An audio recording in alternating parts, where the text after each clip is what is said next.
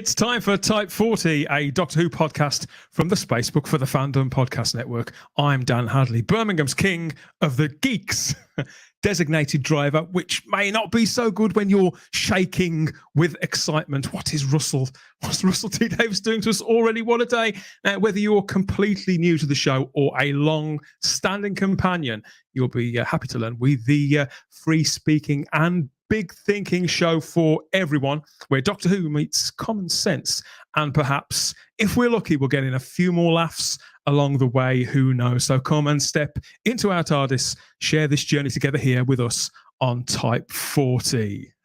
Yes, and the time rotor, that's barely stopped to rest, hasn't it? In between the last huge announcement from Bad Wolf Studios and Russell T Davies just a week ago, as of time of recording, when they announced, didn't they, the name of the actor who will be playing the next Doctor when that Series 14, the full Series 14 airs, whenever that may be. But here we are, little over a week later. We're up to the waist, aren't we? If not the neck, with news, with press releases, with speculation too, and the faint waft in the air that this is just the beginning, everybody. This is just the beginning. How exciting. Yes, they're back, and we're going to take stock of all of that and whatever else that comes up. I have no idea. I've got Twitter and Facebook open. Of course I have, because we're streaming live to several platforms. We're streaming over to the Type 40 Facebook group and Facebook page, and onto YouTube, of course, to take your comments later on about everything that's going on in the Doctor Who world. So please, chip in, add your comments, and there'll be several junctions at some point in the show where we'll come over and have a quick old chat to you. First of all, let's bring in some of our friends who are going to gather around. It's a high council of hype, I suppose you could say. And first of all, heading the charge, she's back. It's my little sister. It's Story-Eyed Girl, Sarah Graham. Hello, everybody. Hello, Dan. Well, what a 24 hours.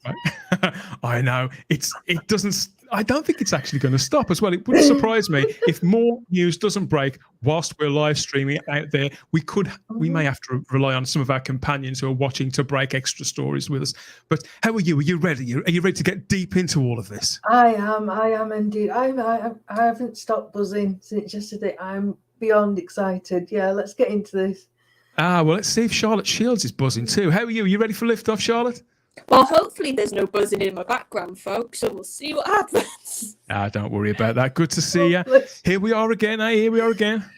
Oh, yeah, it's like Russell was like, oh, you guys have just got over one bit of news. Here's some more. Be careful what you wish for, everybody. Be careful what you wish for. Speaking of which, yes, he's here. Mr. JT from the Doctor Who Loft. Hello, here we are again. Show 3 in a week. Amazing, record-breaking. Hello, Spacebookers. Hello, new Spacebookers. You're very welcome.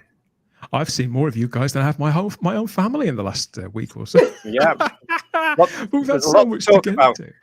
Nobody else to listen to us, will they? Apart from each other and our companions on YouTube and Facebook and the podcast and everything. Okay, we've also got joining us again from Tasmania, up at the crack of dawn, probably earlier actually. It's the mighty Matt Pott. Good morning. Hello. Not so much high energy. I've just woken up and I'm like I'm raring to go because I'm waiting to see what all this news is about, all this brand new news while I've been asleep. So yeah, let's find out, eh? Well, you sit back and wait, mate. We'll break it to you all as gently as we possibly can. Unlike the easy. rabbi from another planet who never breaks anything gently, Spieler Beck. That's my line. I just saw the new thing, the rose thing. I was like, okay. I had a bit more. We'll try to get into it Let's all come as to it that goes shortly. There's so much. It's Calm down. What's going to be on the cover of Doctor Who magazine? I mean, like, what, you're going to put Scooty or was it Shooty? I call him Scooty. I'm sorry, the C throws me off all the time. Right? Yes. Is it going to be Shooty? Is it going to be David Tennant? Is it going to be Wilf? What's going to be? Who's it going to be? Yeah, so he's quite right. Just a short time ago, we found out we've got our new Doctor. Of course, the 14th Doctor, the next full-time Doctor. We know that's Ncuti Gatwa. He's going to be on screen for the duration of whatever Series 14 is going to be. I suppose we'll get more details of that in due course. But for now, Ncuti is out of the picture, but somebody else or somebody's else very much are. And it all feels a little like Saturday evening at 7 p.m. in 2008 suddenly, somehow. Because rumours have been swirling around the vortex for weeks, haven't they? If not months. And we've had universal denials, even up until last weekend, everybody, until Sunday the 15th of May, 2022, when the media centre from the BBC issued us with a statement, one of their statements. Now, where should we start with it? Yeah, but the first thing we got a look at was it was this, wasn't it? We got this. Mm-hmm. Yeah, These symbols, emojis, I suppose you could say they are. They were tweeted out across all the social media platforms. And keen Doctor Who fans, as always, we tried to decipher it all, didn't we? And we started to wonder, were they bringing the diamond logo back? That kind of thing, JT. But it turns out it was a lot simpler than that, wasn't it? a lot simpler. 2 hearts plus a diamond. The 60th anniversary, of course. 60th is the diamond anniversary. I'm not too up on all those kind of what each anniversary means there. Matt, are you? Is that all double Dutch to you as well? No, that's just made sense to me now. I had no idea what it meant. Yeah, Diamond anniversary. Now it makes sense. I struggle with emojis and TikTok talk and all that kind of thing. Anyway, I So can't does keep up David with Tennant, apparently. They just opened the BBC Doctor Who TikTok channel. Oh, I saw that, mate. I saw that. There's no way I can do another app. No way at all. So You tell me there isn't. My daughter, that is their social media, right? TikTok is where you get, and TikTok is the crowd they want, right? And I think it'll still be Doctor Who, but I don't think it's exclusively the crowd they want. I think it's a crowd that they want to add to. And I think that's coming. I think it's actually happening. I don't think it's going to be exclusively for the kids that use TikTok. Right. But I'm saying that that demographic, that's the one that Ross T Davies is clearly tapping into. And I think it's very popular. I suppose there could be all manner of short form video that they could put out on something like TikTok, sort of even 10-second stuff, minisodes maybe. But yeah. They're using social media as, in their favour. This is clearly the route they're going down. They're really just making the most of it. And simultaneously, didn't it? It was very well organised. It came out across everything all at the same time. So we had that graphic with the simple words from Russell T Davies too, from his own personal account on Instagram and everything, and the words "they're back." And everybody wondered, well, who could they be? But I think one by one, the rest of us, I think we realised, didn't we, who they were. And sure enough, David Tennant and Catherine Tate are returning to Doctor Who. And the press release went like this. One of the most loved pairings in Doctor Who's history have reunited and are filming scenes that are due to air in 2023 to coincide with the show's 60th anniversary celebrations. The Doctor and Donna parted ways. Wording, right? That's weird wording. It's precise wording. I think it's very precise. Right.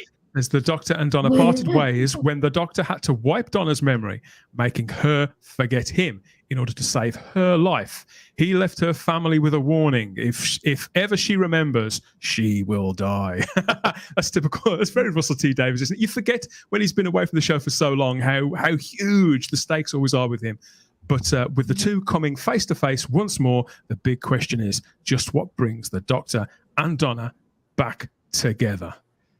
Incredibly exciting. Great to see them on screen in these new pictures. Of course it was. There's only been the 2 pictures put out, but they're so warm. They're sort of nostalgic, back-to-back shots. I think we used to get them with most episodes, didn't we, Sarah? Well, they have aged, I think, but beautifully so. Beautifully so. No, but you're very gracefully. No, they still look like the characters. They're still very much recognisable. And of course, David Tennant played the 10th Doctor. I'm sure that most of you are aware. You're travelling in the TARDIS from 2005, wasn't it? From the Christmas Invasion, his first full appearance all the way up till 2010. And Catherine Tate played Donna Noble, firstly in The Runaway Bride, and then throughout Series 4 of Doctor Who. And there's been rumours about this pretty much all year. And these two actors have been closely linked throughout all those intervening years since their time as regulars on Doctor Who. They're very closely associated with one another. And I think that bringing them back together, it seems like I don't think it's low-hanging fruit, but I think it's going to be a very, very popular choice. So, Sarah, obviously, this is the era of the show that you hold most dear. How did you react when you first heard this news? Where did you see it? Oh, yeah, I was there on Twitter. I was waiting with bated breath. And how brilliant that the announcements have been like around 7 o'clock at what time Doctor Who should be on. Just a shame. Right, on that's a a good Saturday. point. Oh, yeah. I shrieked. I wasn't surprised about David, really. I had a good feeling that I'd be coming back. I was surprised about Donna. And really I shouldn't be, because, this is, for a lot of people, this is peak Doctor Who, but the new Who. And just seeing them again, it just makes me so happy. I've seen so much love online, and the national treasures, it was the international treasures, but especially in Britain. I mean, I've had my mum on the phone. My mum is not a Doctor Who fan by any means. She isn't. So much interest from non-fans, like Tennant's back, Tennant Tate's back, and there's so much warmth and there's love. a real buzz around this, isn't there? And a wall of well-being and sort of generosity and just sense of excitement and momentum behind this already.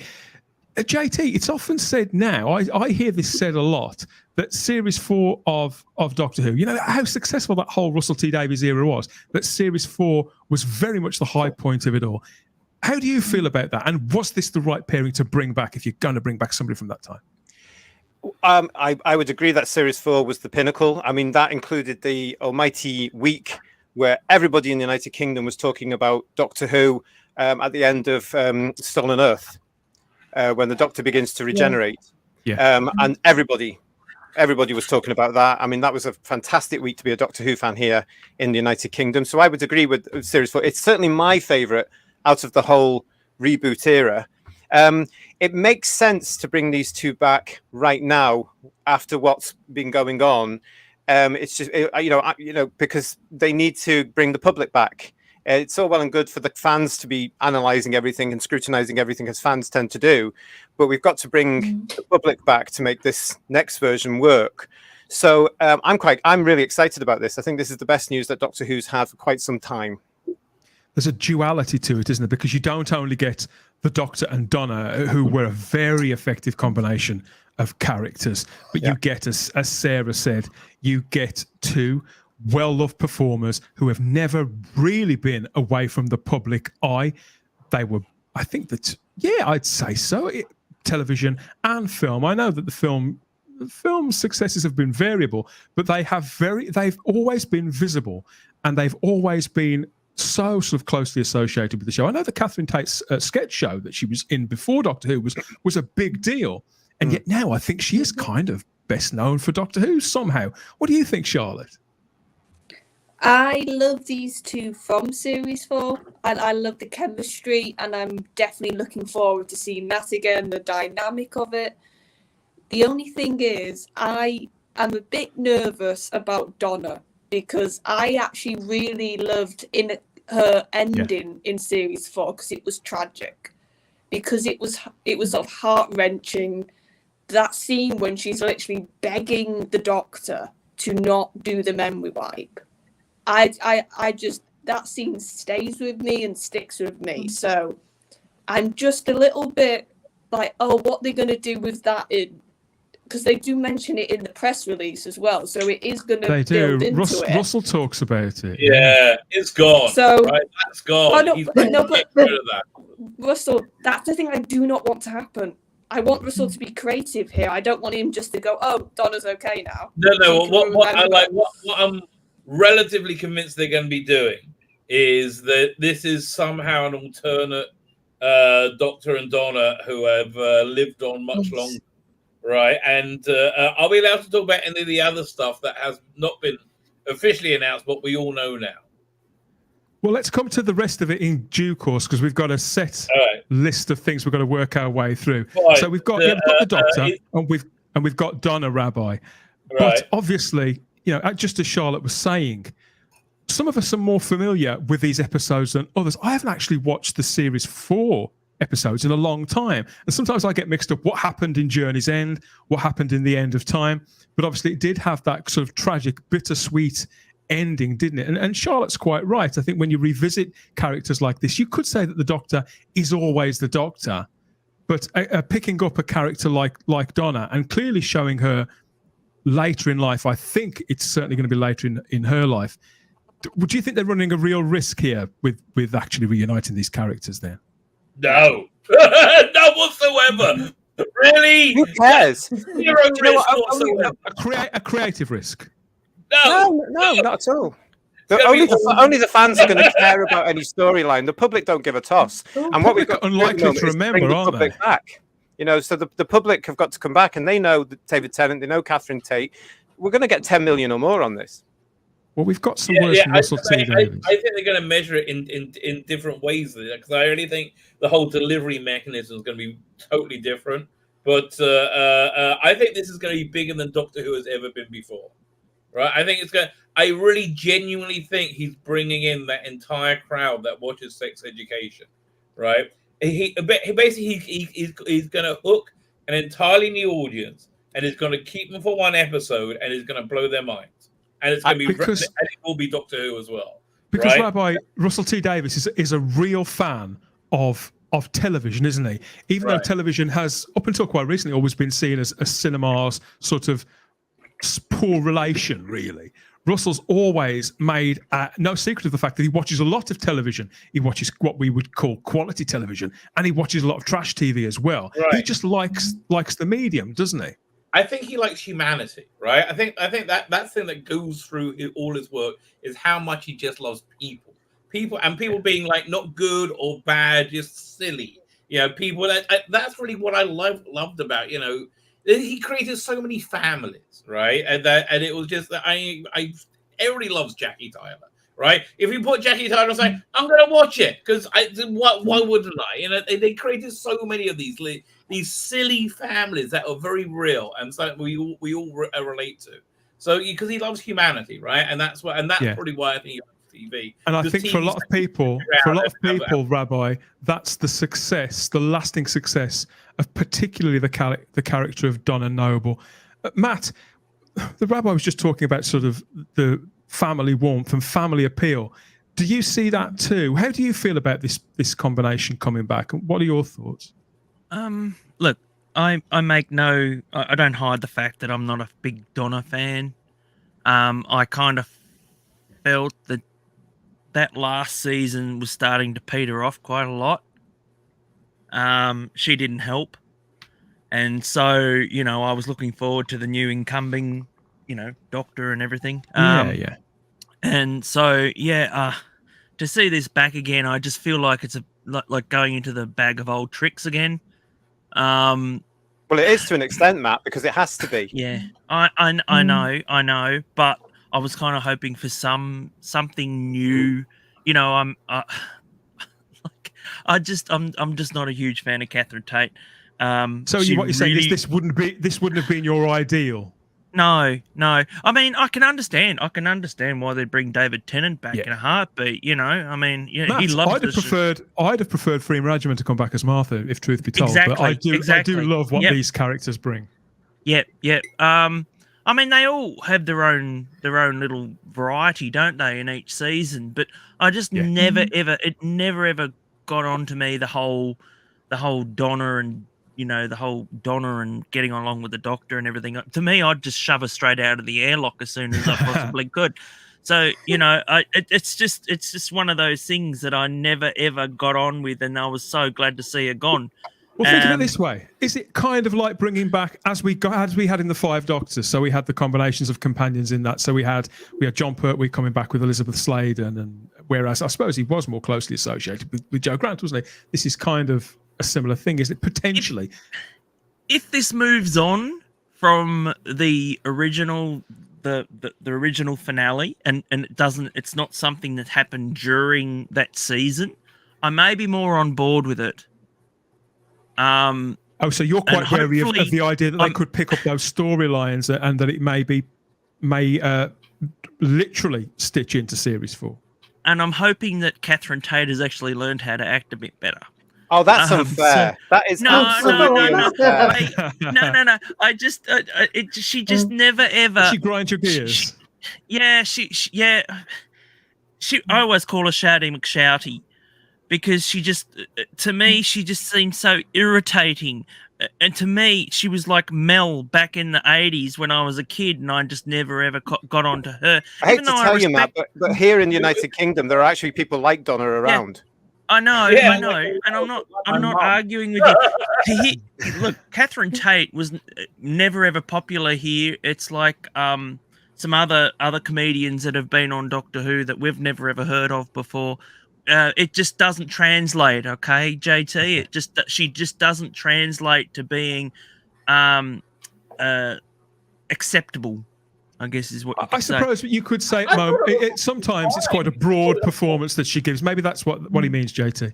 Well, I with respect, I don't give a toss. Catherine Tate is huge in the United Kingdom. The show's home, extremely popular in the United Kingdom, and people are going to watch because there's a magic combination. And of course, a hell of a lot of the public will remember Series 4 because it got incredible viewing figures. Everybody was talking about it. Everybody loved the combination. Here as well. And I think a lot of them will come back now. And to address the Rabbi's point, I think we are going to get that, and hopefully we will get the new ones coming in because they're the ones who are going to have to evolve it in whatever way they want to see fit in the future. But I do think that the older members of the public, like my mum, like you, Starry, my mum's over the moon about this. Absolutely delighted. My mum was telling me yesterday she can't wait to sit down and watch it. And I haven't heard that since David Tennant left because she's actually got a absolutely. So, she'll be sitting down to watch it. She said, "Oh, well, watch that." And I think that's the main selling point here. But it's interesting in the wording from the press release from Russell and BBC Studios and Bad Wolf.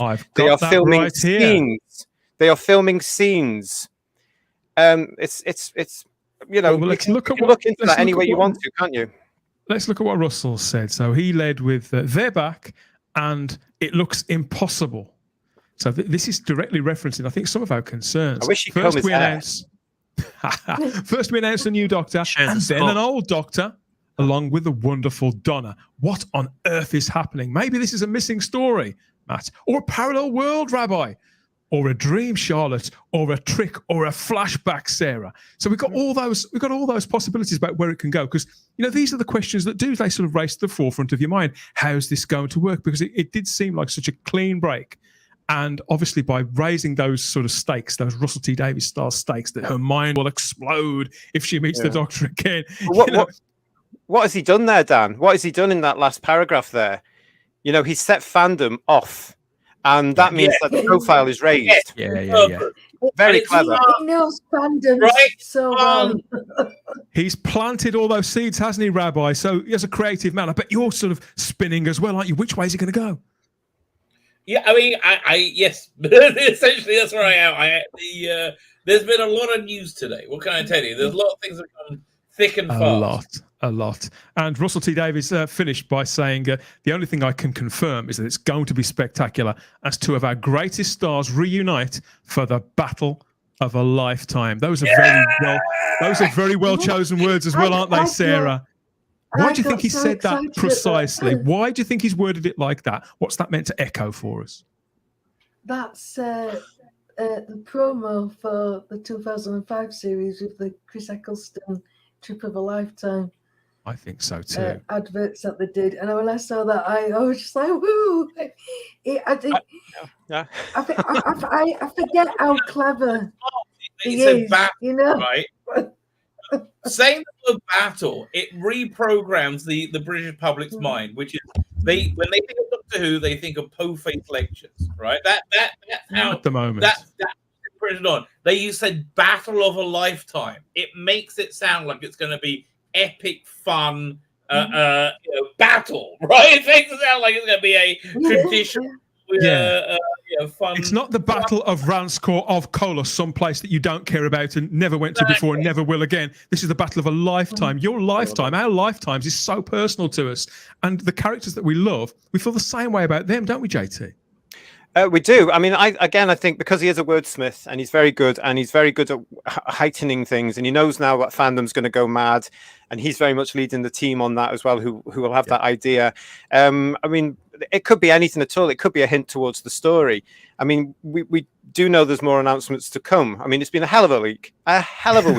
We have a massive jigsaw in front of us now. How does this all lead to shooting?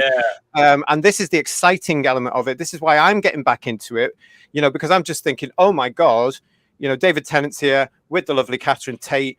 And then you see all these things that you're going to put through in the show today, and you just think, okay, I haven't a clue what's going on again. And for me, it reminds me very much about 2003, 2004, and I'm getting that excitement back again because I can't wait to see all this, and it all leads to shooting. How's that going to develop, and what is this going to be? And but I'm old enough and wise enough now to contain myself to be able to say, well, it's just a telly show at the end of the day. It's awesome. Enjoy it. Because Rabbi, your kids grew up.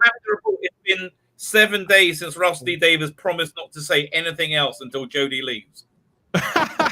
Yes, he did say that. Well, I think there's reasons for that, isn't there? I mean, we know last week we covered in the reaction show to Shooty last week. We know that was going to be leaked by a leading paper on the Monday with photos of Shooty at the BAFTAs. So they were going to break that, so they had to get in there before them. And after today, there's no way you could have kept that secret. There's no way. In the middle of London, it's not going to. It's not going to go unnoticed.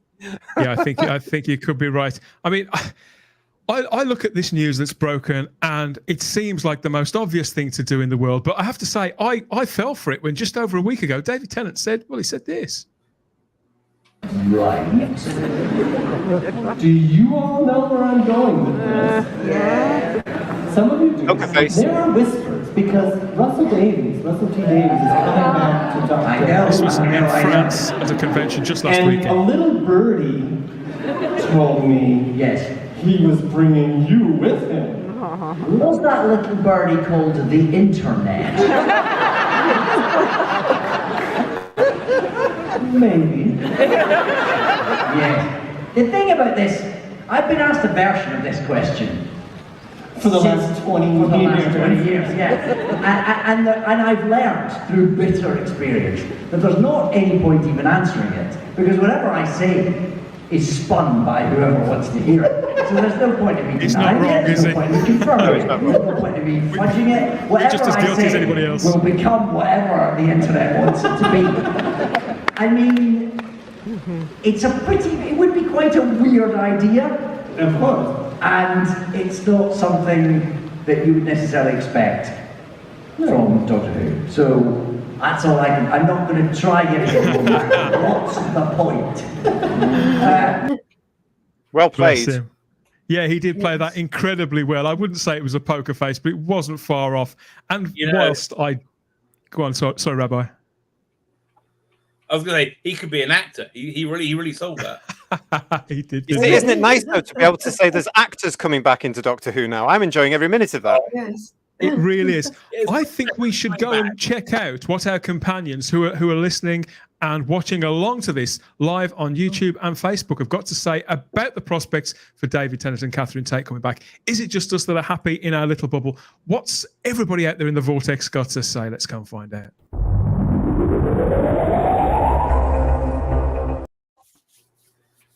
Okay, yes, we have a thriving chat full of companions and friends here adding their bits and pieces, or their pieces and their bits, about the latest Doctor Who news. Let's see who's here. There's a lot of messages. Good to see you all. Thanks for joining in.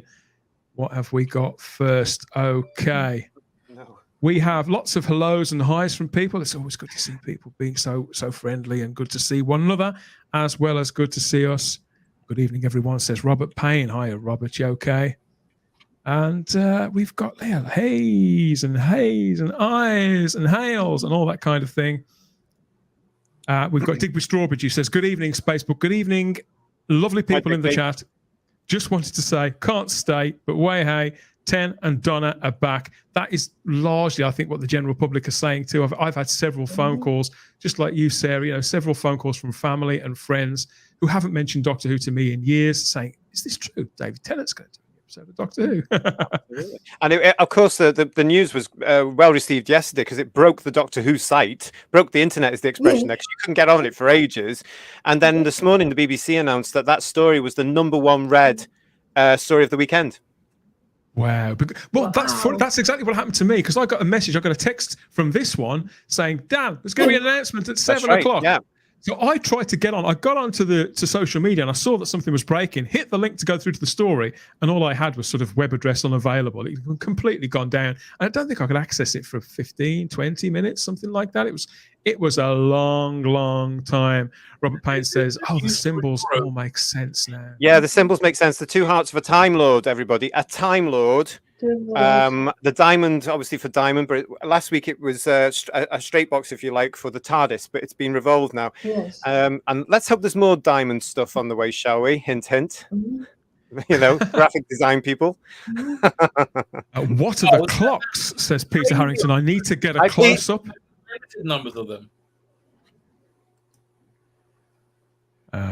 We've got lots of people talking about social media, and so I think some are keener on social media than others. I refuse to do TikTok. Carol Jude, hiya Carol. I thought of you when this story broke. I know you're a massive fan of David Tennant. Okay, my cringe Instagram post is finished. Hello again, and they look smashing. I think they look smashing as well. They both look very, very Carol. well. It's the. Ada McGeer says it's the anniversary special is being made for me. 10th Doctor and Donna. Yes, they are. They're back. I thought it was going to make waiting for the new series harder. Again, says Robert Payne. Jamie Knight says normies are interested. The youth are interested. Clever man, that Russell T Davies Absolutely, too. Jamie. He knows what he's doing, and that's because, as Dan mentioned earlier, he watches everything. He's very well aware of what's popular and what isn't popular at the moment. It's the isn't popular bit that I'm interested to see how he reacts to. Problem Being's watching along as well. Hiya, mate. He says, rumour has it there might even be an early episode before the 60th. I think they're going to tease it, just like you said, Rabbi. I think they're going to seize the fact they've got a TikTok, Facebook account, YouTube channels. I think we could get minisodes and things like that. What do you think? I told you. I think we're getting the TikTok adventures. I really think that's going to happen. I don't think it'll be immediate. I think obviously we'll know more from January 2023 as to what the plans are and stuff like that, because they are well ahead of schedule as to what they told us they were going to do, and that's probably because of press reasons and the fact that they've started filming due to commitment reasons from actors, I would imagine.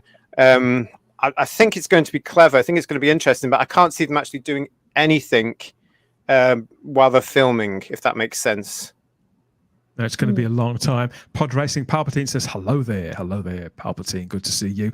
Aidan McGeer says, the night that cliffhanger happened in 2008, that's the one you were talking about, JT, we were off in the night for a boat over to Manchester for holiday. Then we went to Cardiff and Tredegar House, past Cardiff Bay. Oh, yes, and the Doctor Who exhibition. Yeah, it's going to bring back a lot of memories for people, isn't it, Sarah? Oh, yeah, it's just a really, after all the rubbish that's gone off like these past 4 or 5 years, just to have this sense of excitement and more, the majority of people seem, if not happy, then at least willing to talk about, we're back to sort engaged. Of like, one, the engagement, and two, just amicable discussions. It's like people have kind of put down their arms. And things like Ten and Donna and, who else we're going to mention in just a moment, everyone just went crazy. And it's just really nice to see, finally, these divisions already starting. They are melting, aren't they? I've really noticed that in the last few days. Yeah. Well, I hope so, because I haven't yet, but that's another episode. Could be where, it could be wherever you look and whatever time of day you happen to go online. Cybermat Strike said it was sad as it reversed Donna's character growth. So again, we're back at what happened in 2008. And this could be a way of, maybe the character has grown some more, but in a different direction, Matt. You may like 50-year-old Donna a lot more than you did 30-something-year-old Donna. That's very true. And I'm not writing it completely off. It's just the fact that I'm, It's just the fact that at the time I was not a fan. Yeah. So, you know, and that's for me, that was the weakest part of David Tennant's run. I know it's the strongest point for a lot of people. Oh yeah, But, yeah. you know, it's just the fact that, you know, I remember not Horses for liking courses, that mate. era. Yeah, But, horses I mean, for courses. Exactly. Peter and I mean, Harrington, Peter Harrington says it's a joyful day in the fandom again. Yet another one. And Problem Being says, just bring back Jackie. Bring back Jackie. I hope not. I completely agree. Peter Harrington says Doctor Who equals family joy, Rabbi. Your kids grew up watching Doctor Who as well, didn't they? Just like mine. Does this bring back... That's the other point. Like one of my favorite parts of my life was watching the revived Doctor Who with my kids. It's so much fun, right? It's so insanely fun. But now those same kids, when they see it on TikTok, they see it wherever it's going to go to where they are, and they're going to see somebody there. They're going to see Shooty. They're going to go, yeah, okay, I'll give that a try. I think it's going to be bigger than ever. Right? I really do. I think it's going to be huge. It's not impossible, is it? Who Fan Dan says, I loved how Russell mellowed Donna and how she is improved by being with the Doctor, and then it's all taken away from her. So this clearly still has stayed with people, hasn't it, Sarah? Just the same way it stayed with you. Lots of the comments that we've got from people watching and listening along are saying, reliving those moments and sort of connecting again with how it made them feel back then. Strength of great writing, isn't it? Good characterization. Yeah, but it's a mark of that. You know, it's a mark of the performances. It was truly tragic because we just had that jubilant moment. We'd saved the Earth again. We'd got a packed TARDIS with all our favourite characters, and everything seemed so wonderful. You know, Rose got a version of the Doctor that made a certain camp happy, but it didn't detract from the rest of it. And then all of a sudden, tragedy strikes with poor Donna, and then the Doctor's just left alone again. It was just, oh God. Yeah, but you see, that's fresh in my mind because I've been rewatching it. And yeah, you're absolutely right. The Donna we see in series 4 is completely different to how she was in The Runaway Bride, because I agree, Matt, she was very abrasive in that, and I do think she did develop, over the course of them 13 considerably, episodes. didn't she? Well, she was rewritten in the writer's tale. He says, Sarah, that he had to rewrite her to suit a series because she was supposed to be a one-off, and she was supposed to be that very bolshy character, but that wouldn't have sustained an audience for 14 episodes. So they had to change her, and then Catherine changes her performance to suit the writing. But you see, that's what you can say. What you've just outlined there is what science fiction drama is about, and that's what Doctor Who used to do. Laura Valert is watching and says that watching this back now, that clip we had of David Tennant there, watching this back now, knowing what we know, it seems kind of obvious now. It does, doesn't it? And you can even see the twinkle in his eye. But I just think he loves being amongst Doctor Who fans and loves being associated with the show, JT. Russell? David? Yeah, David. Well, yeah, probably, but it's another paycheck as well, isn't it? So let's be honest about that one as well. It's probably getting him from A to B when it comes to his schedule. I didn't hear that. Aaron Simpson says, finally I can watch. Oh, yeah. Finally, I can watch Doctor Who again. And we've got Blast from the Past says, good news at last. Me is happy, adds Laura. So, yeah, people are very, very happy about this. Heather Sulu. Hiya, Heather says, so many quirks to see returning in new Doctor Who.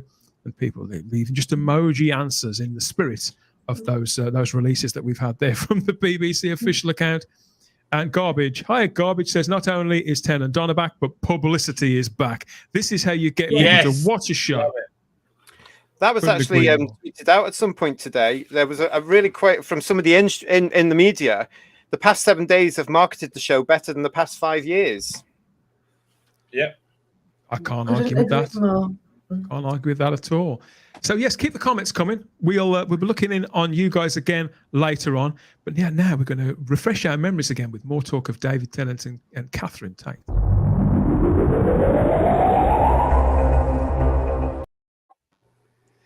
Yeah, so David Tennant. Who is David Tennant? Well, of course, this actor has rarely been off screen really for the last 25 years.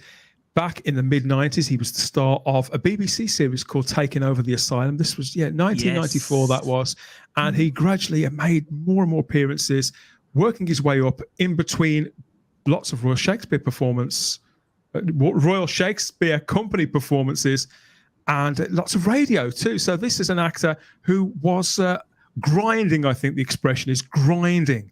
And since leaving Doctor Who, of course, he did those 3 seasons. Since leaving Doctor Who, David Tennant has appeared in multiple TV series too, stuff like Good Omens, Around the World in 80 Days, pretty recently. Of course, there was Broadchurch too, and he recently won a National Television Award for playing the serial killer Dennis Nilsson in Des. So he's done a bit of everything, really. I don't think there's anything that David Tennant can't do.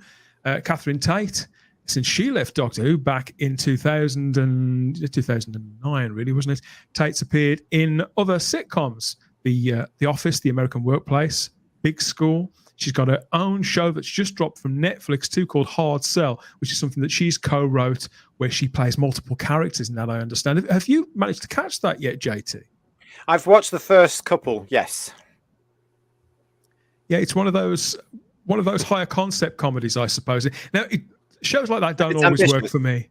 But yeah, they are a little too ambitious, and it can stretch most performers, because you always know. And to be honest, this is why I never really connected with Catherine Tate's sketch show, because you always knew it was her. And it either works or it doesn't. I don't know. But I have enjoyed her in lots of other things. She's done a fair amount of drama too. Wasn't there something called The Bad Mother's Handbook, which is pretty much straight drama? She was in an early episode of Men Behaving Badly. Lots of things that she's done over the years. David Tennant, of course, I mean, to the British public, I can't speak for how it's received in America. I think Matt Smith may just have the edge, but I'd say that certainly the new series Doctors, David Tennant, even all these years on, he is very much the Doctor, the figure, that the silhouette and his take on the character, his look, it's who the British public still associate most, I think, with Doctor Who. What do you think, Sarah? Yeah, I absolutely agree. I do think probably Matt Smith had the bigger profile just at what time it hit America. And of course, it was in go on. When it first got onto Netflix, wasn't it? Jessica Jones. Oh yeah. So that would have raised his profile. But yeah, he's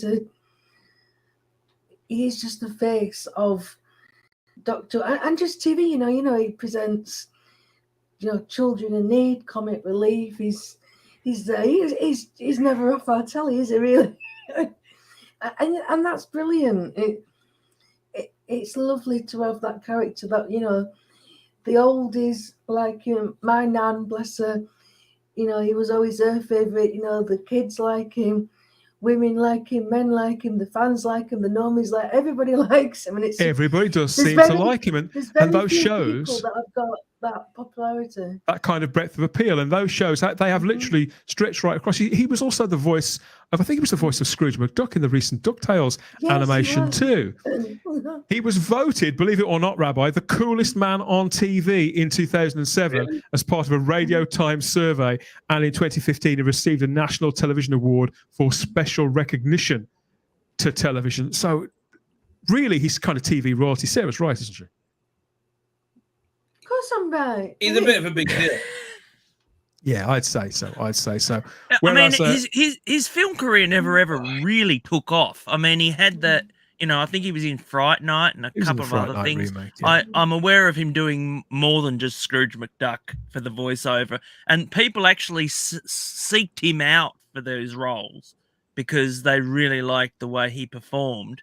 And I mean, but I think he pretty much. The movie roles and that probably haven't been happening much to him in the last 10 years since he left Doctor Who, Well, he has been busy with television.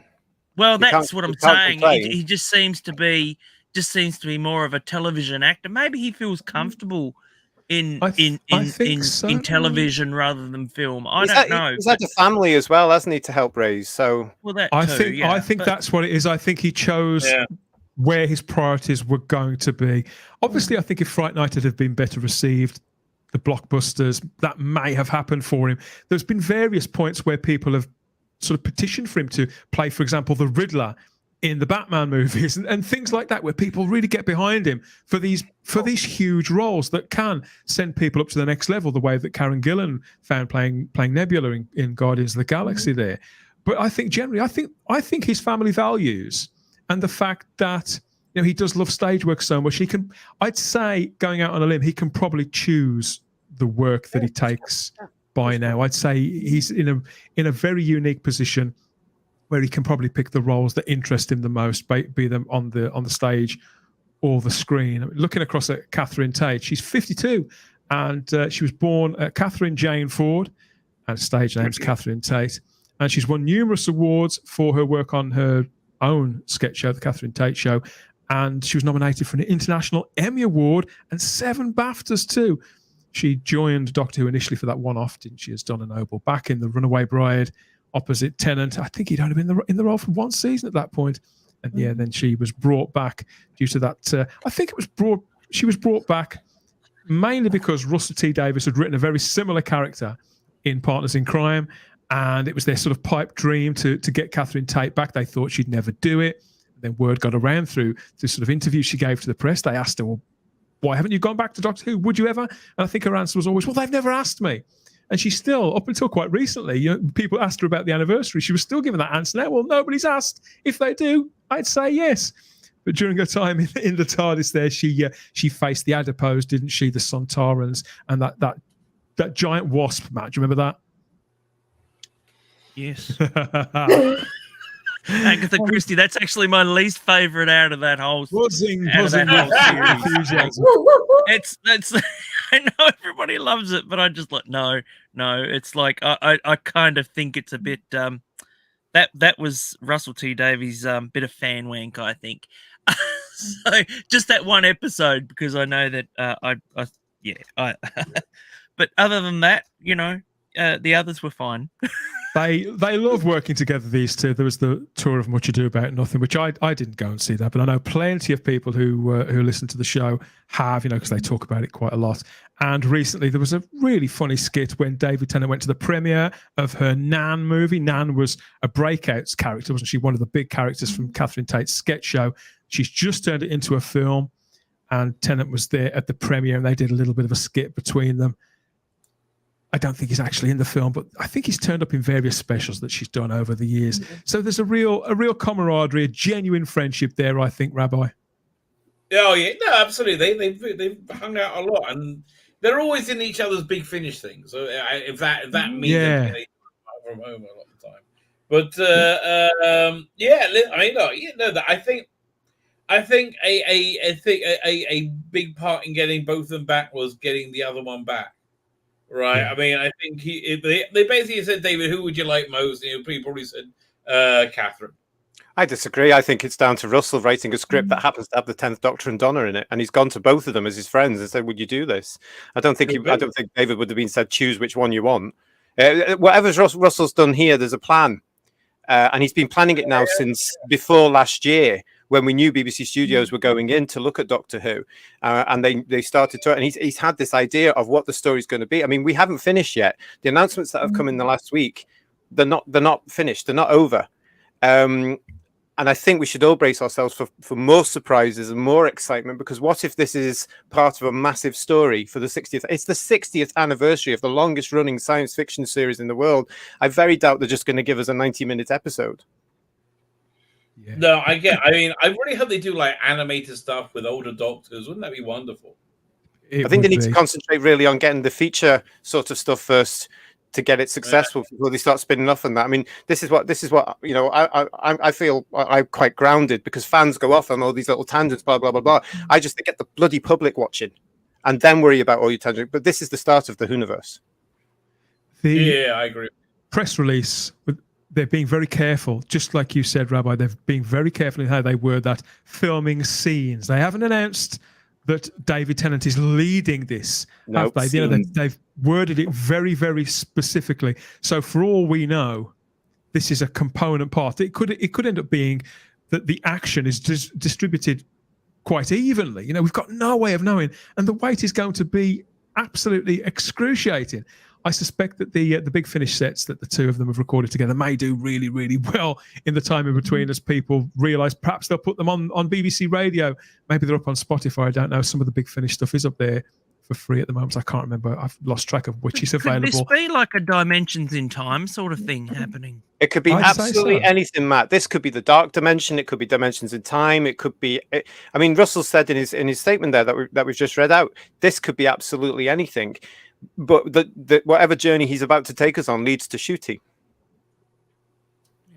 The breadcrumbs, I suppose, between the era that's just coming to a close of Doctor Who and the one that may come in the future, led by Ncuti Gatwa, I think the possibilities for a clean slate obviously greatly appeal to the majority of the fan base, old and young. And I think potentially the general public would get on board with that too, because I maintain that the general public really want to get on board with this show. There's still a residual amount of affection for Doctor Who out there. They want to be given reasons. They actually want to be given reasons to watch it again, I think, Rabbi. Maybe Tennant and Catherine Tate are two pretty big ones. People like to like it. I mean, I think one of the reasons it did so well in 2005 is it was on and people were kind of curious and it looked cool and contemporary. It wasn't embarrassing, right? It was just like, well, we didn't expect that. You know, it was, and yeah, it was very, very British, right? It was very, very proud to be British. Lots of red London buses and London Eye and, you know, all kind of like, and I don't think it makes you feel good, especially I think it's the Queen's Jubilee coming up. Is it like next year or this year? This year. It's in 2 weeks' time. I definitely think that Ross Davies want to get that kind of like jingoistic British smiley atmosphere going, right? That's what I think he would want to do. Well, it was certainly a time where Britain was united in its love for Doctor Who. There was something about this time. It felt like it was the biggest show on TV, and to be fair, it probably was, Matt. Is that how you felt about it in Australia as well? Obviously, because Doctor Who's been airing there since almost as long as it's been in existence. Was the Russell T Davies era as huge there as it was here? It was massive. Like, it was huge. It got to the point where, and this is actually before Game of Thrones and all this sort of thing happened, but Doctor Who, we didn't get Doctor Who for 6 months after it initially had been released in the UK, and at that time, people were downloading and getting it from elsewhere. I didn't realise the gap had been that long. Yeah, it was a massive gap, and it continued to be so through the next series with David Tennant, but people were still getting a hold of this, and the ABC, who was showing this at the time, they knew what they had, and they couldn't stop the viewers. There was something with the BBC not allowing them to show it at the same time. But during series 3, the ABC pretty much got it. I think it was a week difference between when it was broadcast in the BBC and when it was broadcast. So there was a real momentum behind it, and the broadcaster recognised that and fed into it, and it just got bigger and bigger and bigger. There's never ever been. I mean, we had merchandise, everything which had never happened before, and they couldn't keep up with the merchandise. It was that popular. Adiposes were impossible to sell. I had to buy mine from eBay. They were just like, they just could not nail down the merchandise. But eventually it became. Can I ask you? Yep. I want to ask you, when they started doing the action figures, did you intend to say, because I did this, did you intend to just buy them all, right? And then they just made so many of them, you couldn't.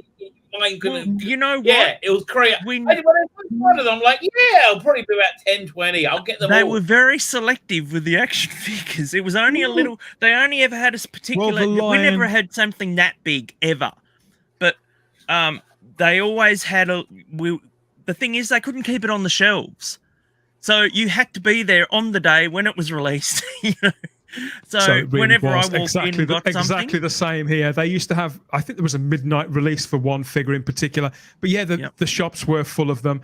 That the lozenge style logo, that was absolutely everywhere, and that golden packaging, that was absolutely unmistakable, wasn't it, JT? You know, you're a big collector. Just seeing that, I'm not a big fan of that logo, but put it together with that packaging, and there's this huge swell of nostalgia, which I'm sure the return of Catherine Tate and David Tennant is gonna sort of connect with that for the people who were kids too at that time, and they're going to be there for the 60th anniversary and get their sort of first buzz of the kind of feeling that older fans, that people in their late teens and early 20s got in the early 80s when the Five Doctors aired.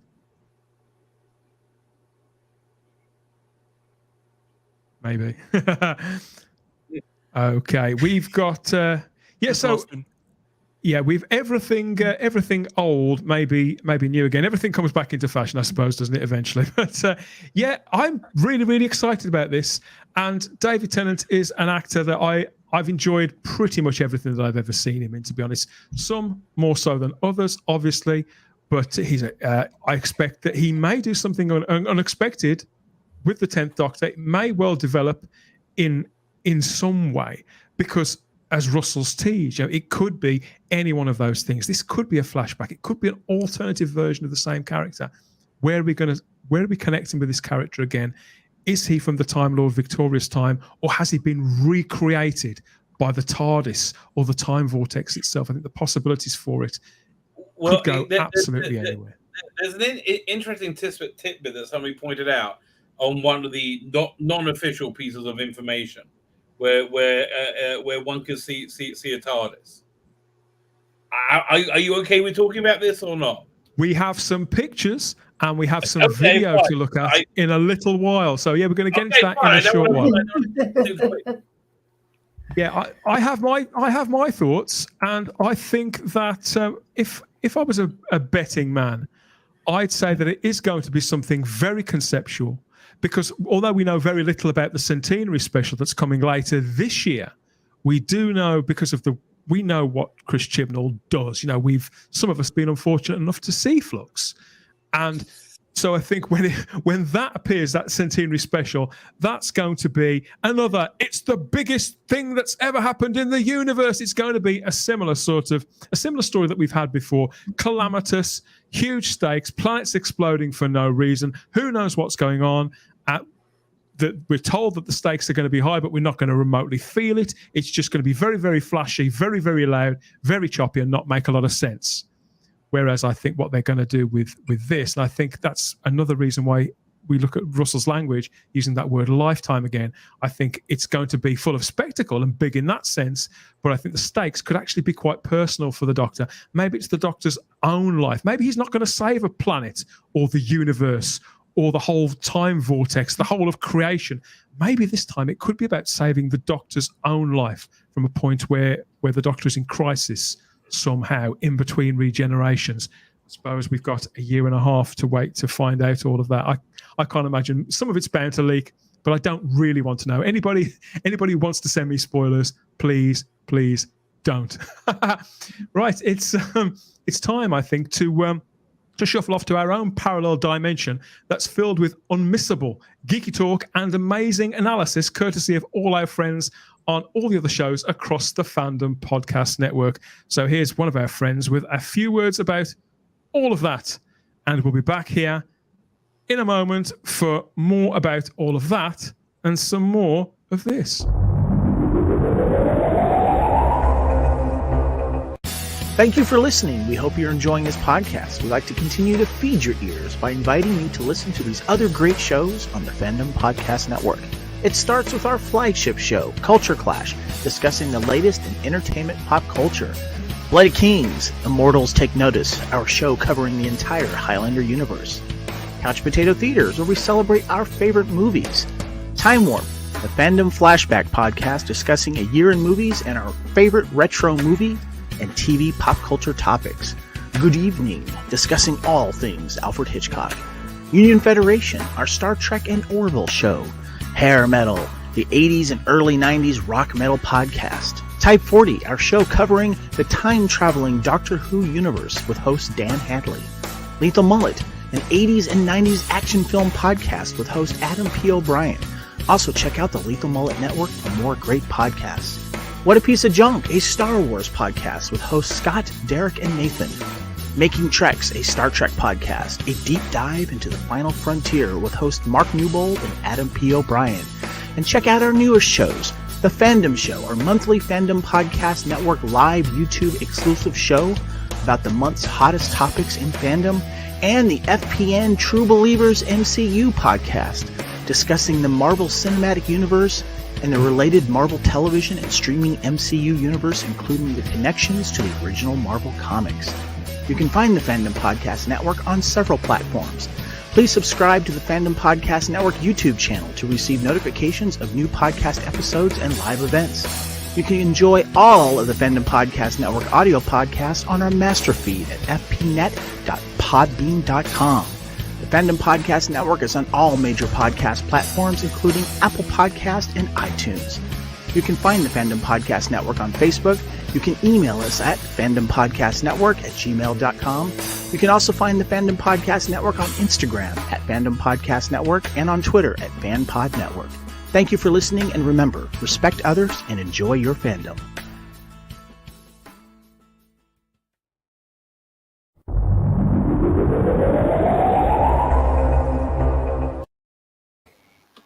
David Tennant and Catherine Tate are coming back to Doctor Who, and we're all abuzz with all of that.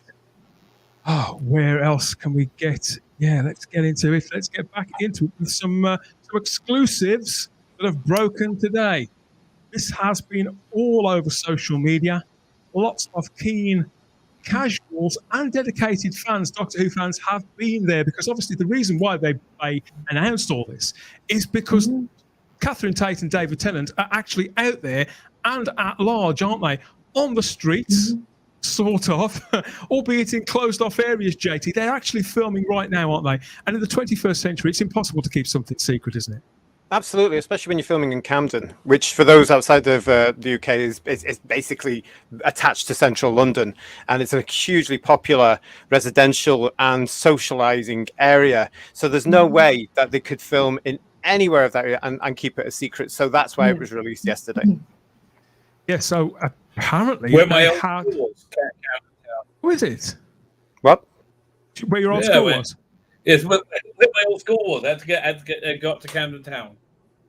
Yeah, so areas of Camden Town have been closed off by Bad Wolf, and they have particularly, yes, they've been filming in one particular establishment. It's called Cyberdog, which is some sort of cafe or restaurant or something. I'm not quite sure what it is, but we have Doctor Who fans and just people with a smartphone who knew that something was going on. They've been there at the scene, and they've been snapping pictures of the Doctor Who cast members. I mean, firstly, we have the Doctor himself here, David Tennant, looking firstly, as a fan who was immensely frustrated by the man's hair in Day of the Doctor, it's fantastic to see that they've actually managed to recreate his quiff as it was at the height of his time as the Doctor. He copied your look, Dan.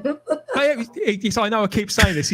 I had the quiff first, everybody. I had the quiff first. So yes, here he is looking. I think he's out for a stroll there in between takes rather than actually being the Doctor there, but in the familiar suit, but the not so familiar coat. It's a blue version of the. Is that coat part of the costume, or is he just wearing it over his costume? Like part of the costume. To me, it's the same cut as his original one. It does look like I think you're right. I really like it. Yeah, it works well because he's also got the platinum tie, which I don't think will be anything to do with our celebrations this year, but I like to think it is. Yeah, I do not think this is the regular 10th Doctor. No, I don't. I still think Metacrisis myself. But again, that's going to alienate the public. They won't remember all that. I don't think they would. I don't think they would reach for two old storylines at the same time. I think they would either do the Metacrisis Doctor or a continuation of the character, or a continuation of the character that would connect with Donna. So I think they're quite clearly going for the latter this time. but maybe they'll save that up for the 70th anniversary. I don't know. Oh God, can you imagine that? Having been sat there at Camden, like having a coffee or a sandwich or something, and suddenly David Tennant walks past like he's not even aged. Yeah. With that haircut in that suit, you just feel like, wow. Sideburns very much present, yeah, along with the quiff. And I love the fact they've given him the slightly darker coat. It reminds me of when they traded up McCoy's coat for the brown one, Matt. Do you remember that when it went from cream to brown? Right, yeah. Little touches like that. It also harkens back. It reminds me of things like Lord of the Rings, where Gandalf reappears, doesn't he, as slightly more spruced up as Gandalf the White once he's when he's brought back to life. So maybe there's something in that too. I'd have liked to have seen him in a bright white suit, actually, JT. Well, no, but I think the whole thing about this, I mean, this is exciting. I mean, this is the first time I've been excited in many years on this, in this show. About seeing these pictures, about them being out and being filming again. And to look like it's been thought about again, and there's a bit of style to it. So it's lovely to see these pictures. Although part of me is also saying, I don't want to know anything. Yeah, I don't want to know every single thing that they're out there doing. Sorry, you keep fading out. I can't say that again. TARDIS spotters. Which TARDIS is this? Because Noel on the TARDIS was saying this is Jodah's TARDIS. It is. It's the latest version that they've used, which is it's a lovely box. So why not use it if it's going to save a little bit of money and it's serviceable? But it is. You can tell by the ridges underneath the police box sign in each of the 4 pillars. This is definitely I don't mind as long as they don't use that interior. This is definitely. Well, she's not in it. Oh, Yeah. Yes, this is definitely the Jodie Whittaker era TARDIS that we're seeing out here on location with these scenes. Obviously, it's physically smaller than the box that they used throughout the Russell T Davies era, and there are those telltale markers, as you said, JT. There are little details that mark it out. It's definitely the same box. And whilst I've got to be honest, I'm a little disappointed to see any of the disastrous Jodie Whittaker era making it through even to the 60th anniversary. I think my gut instinct is telling me that this is probably it. Obviously, Jodie Whittaker at the moment, she's heavily pregnant. She may film something in the future. So they've got 18 months to put this entire thing together if they wish. But something about this tells me that her TARDIS is there because she is not. That this will be the only thing of the outgoing era that remains, and that this is the thing that takes us from that era to the Shooty Gatwa era, JT. Do you know what, Dan? Let's have a heated debate about that. I don't think they do have 18 months to do it. I think this is very much the start. A window of time. They have a window. They do, yeah, of time. Because this is obviously leading. I mean, we know that. We assume that JT, I'd like to believe she's not going to be in it at all. I really would. I daren't believe that's true. We assume that Shooty's first series is going to be in March 2024. So if they get this 60th anniversary stuff out of the way, it leads to him, doesn't it? So he's got to start filming end of this year, at least. You could say that this represents the bridge, the real Doctor taking control of the TARDIS that's been so badly piloted in recent years. But yeah, there are some fantastic images, and I've always liked the look of that TARDIS. Anyway, I've always thought that the little period details, those little touches, were really, really nice, and the size of it too. It looks right. Still, yeah. Again, I'm not familiar with this box because I haven't watched it. I don't know it. So to me, when I saw that, for a minute I thought, oh, they've built it, because I wasn't expecting them to have built a new TARDIS yet. And then I realised, oh, it's the one they must have used recently. And it doesn't harm, does it? I mean, it's there. It's there. Yeah. I mean, use it. It's a nice looking box. Well? Were you surprised by this as well, Charlotte, to see the Jodie Whittaker era TARDIS in these location shots from today? I was when I first saw the pictures, because in my head I was like, oh, they've destroyed her TARDIS, but then my brain sort of kicked in and said, no, they've destroyed the inside, so it would make sense that they had the outside left. And I do agree with what JT was saying. It makes sense if it's there. And I also think we've got Shooty coming up, and he'll have his own TARDIS. He'll have his own design. Definitely. And I don't think they'll want to use that for the 60th. I think they want. So I almost think the TARDIS is almost in like a carryover state, that we've got a Doctor coming and they don't want to reveal his, but we need a TARDIS for the 60th. So it's like, how do they fix it? And maybe the solution is to use Jodie's outside. And we know for a fact, Charlotte, that the interior TARDIS set, that no longer exists. So there's no danger of that monstrosity polluting the 60th anniversary episode. We can all heave a sigh of relief there. It'd be very unusual to get an inside of the TARDIS anyway, he says, going into fan elements, because we know that it's in storage, but it was hacked slightly to fit inside the experience in Cardiff. Oh, really? So don't be surprised if we don't get anything, or if we get something done on virtual screens. Yeah, but also it could be maybe with the storyline, maybe the TARDIS is going to be like a mixture of TARDISes.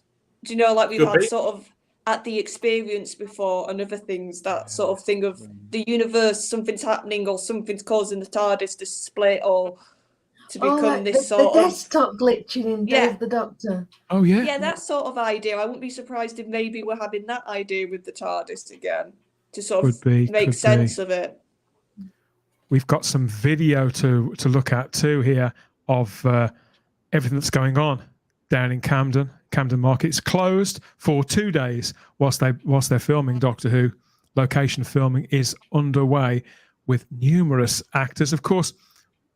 Catherine Tate, a bit salacious, doesn't it?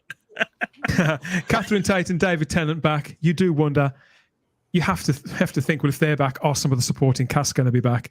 And some of the video that people have taken does indeed seem to show that at least one other cast member is present, and Bernard Cribbins is returning clearly as Wilfred Mott there. He's seen to be in a wheelchair, being talked to by the Doctor and Donna, and being pushed in and outside of the TARDIS. So yeah, that is unmistakably Bernard Cribbins that we're seeing there. More of the family feel, I think, there, JT. No, I'm not sure. I think it's just maybe because Wilf is a popular character and Russell knows that. It's hard to speculate because you don't know where this story or these scenes are going to be placed or anything like that, isn't it? But it's nice to see him. Obviously, I'm now beginning to think it's set further on because of the state that Bernard's in. No offense, he's older. They're all older. He's in so it's going to be interesting. And when you all watch the next episode, which goes out in November, let me know what happens at the end. Well, I thought you were going to watch that just to see the inevitable. No, I've come this far without seeing it. I don't think I'm going to put myself through looking at somebody who can't act. Rabbi? Well, I have. If you've gone this far without seeing any of the Jodie ones, don't start now. It's not really worth it. It's going to be the worst one, okay? Don't. We've had time to acclimatize ourselves in the complete awfulness that is Jodie. You going in straight, I don't know. I don't know anybody could take it. I avoided it. I did pretty well too. I mean, if we consider that David Tennant and Catherine Tate are national treasures, what does that make Bernard Cribbins, Charlotte? Showbiz royalty. It makes him the most one of the last, I think, granddad now at this stage in the country, and it's so lovely. Yeah, I think he's definitely got that sort of nation's granddad vibe. But it will be interesting also, considering where he left with Tennant's Doctor, that the Tennant's Doctor sacrificed himself for Will. A lot of history there, isn't there? A lot of angst. So that history playing out would be interesting.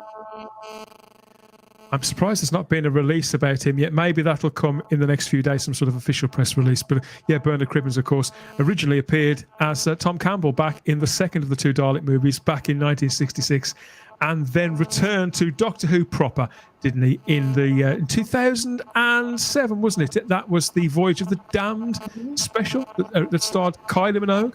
He was in that, and then the entirety of Series 4, pretty much, alongside Catherine Tate.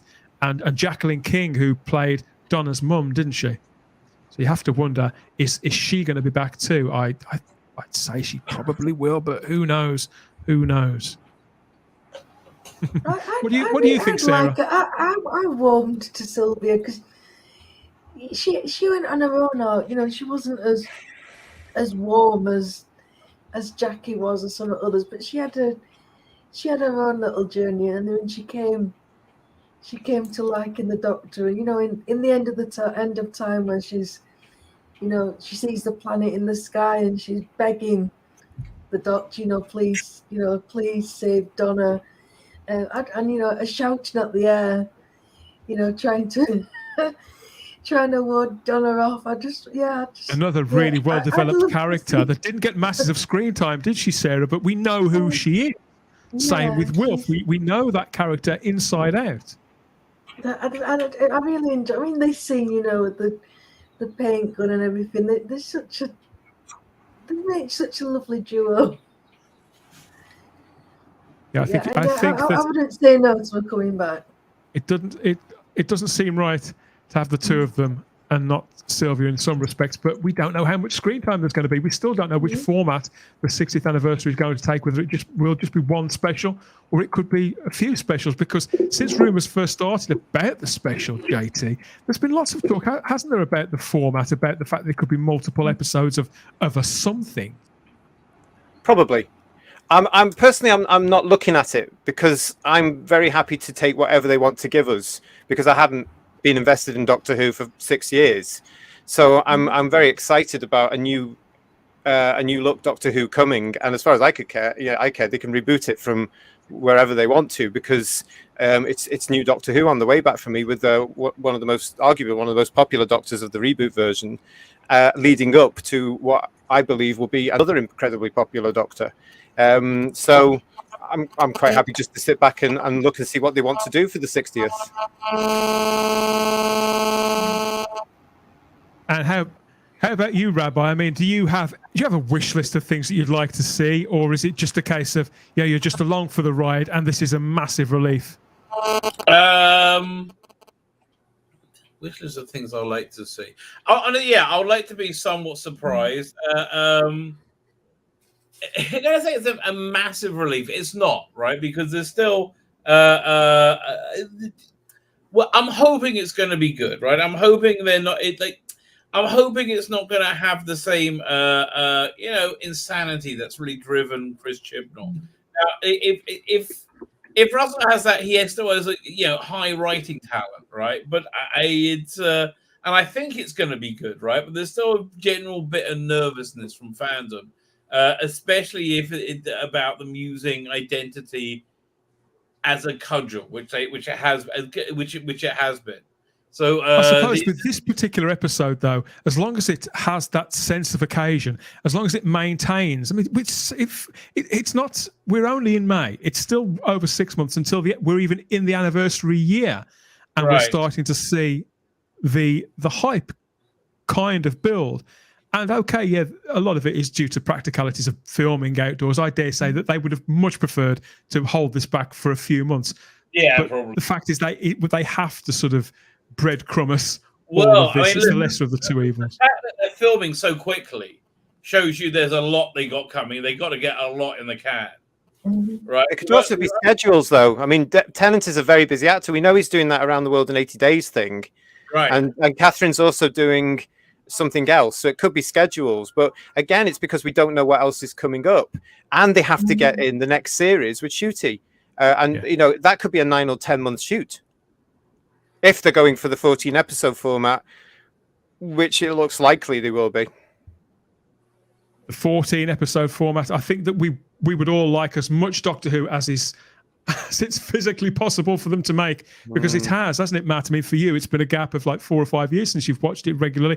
Well, and you, JT. So who knows? I suppose they'll make it known anything now. In due course.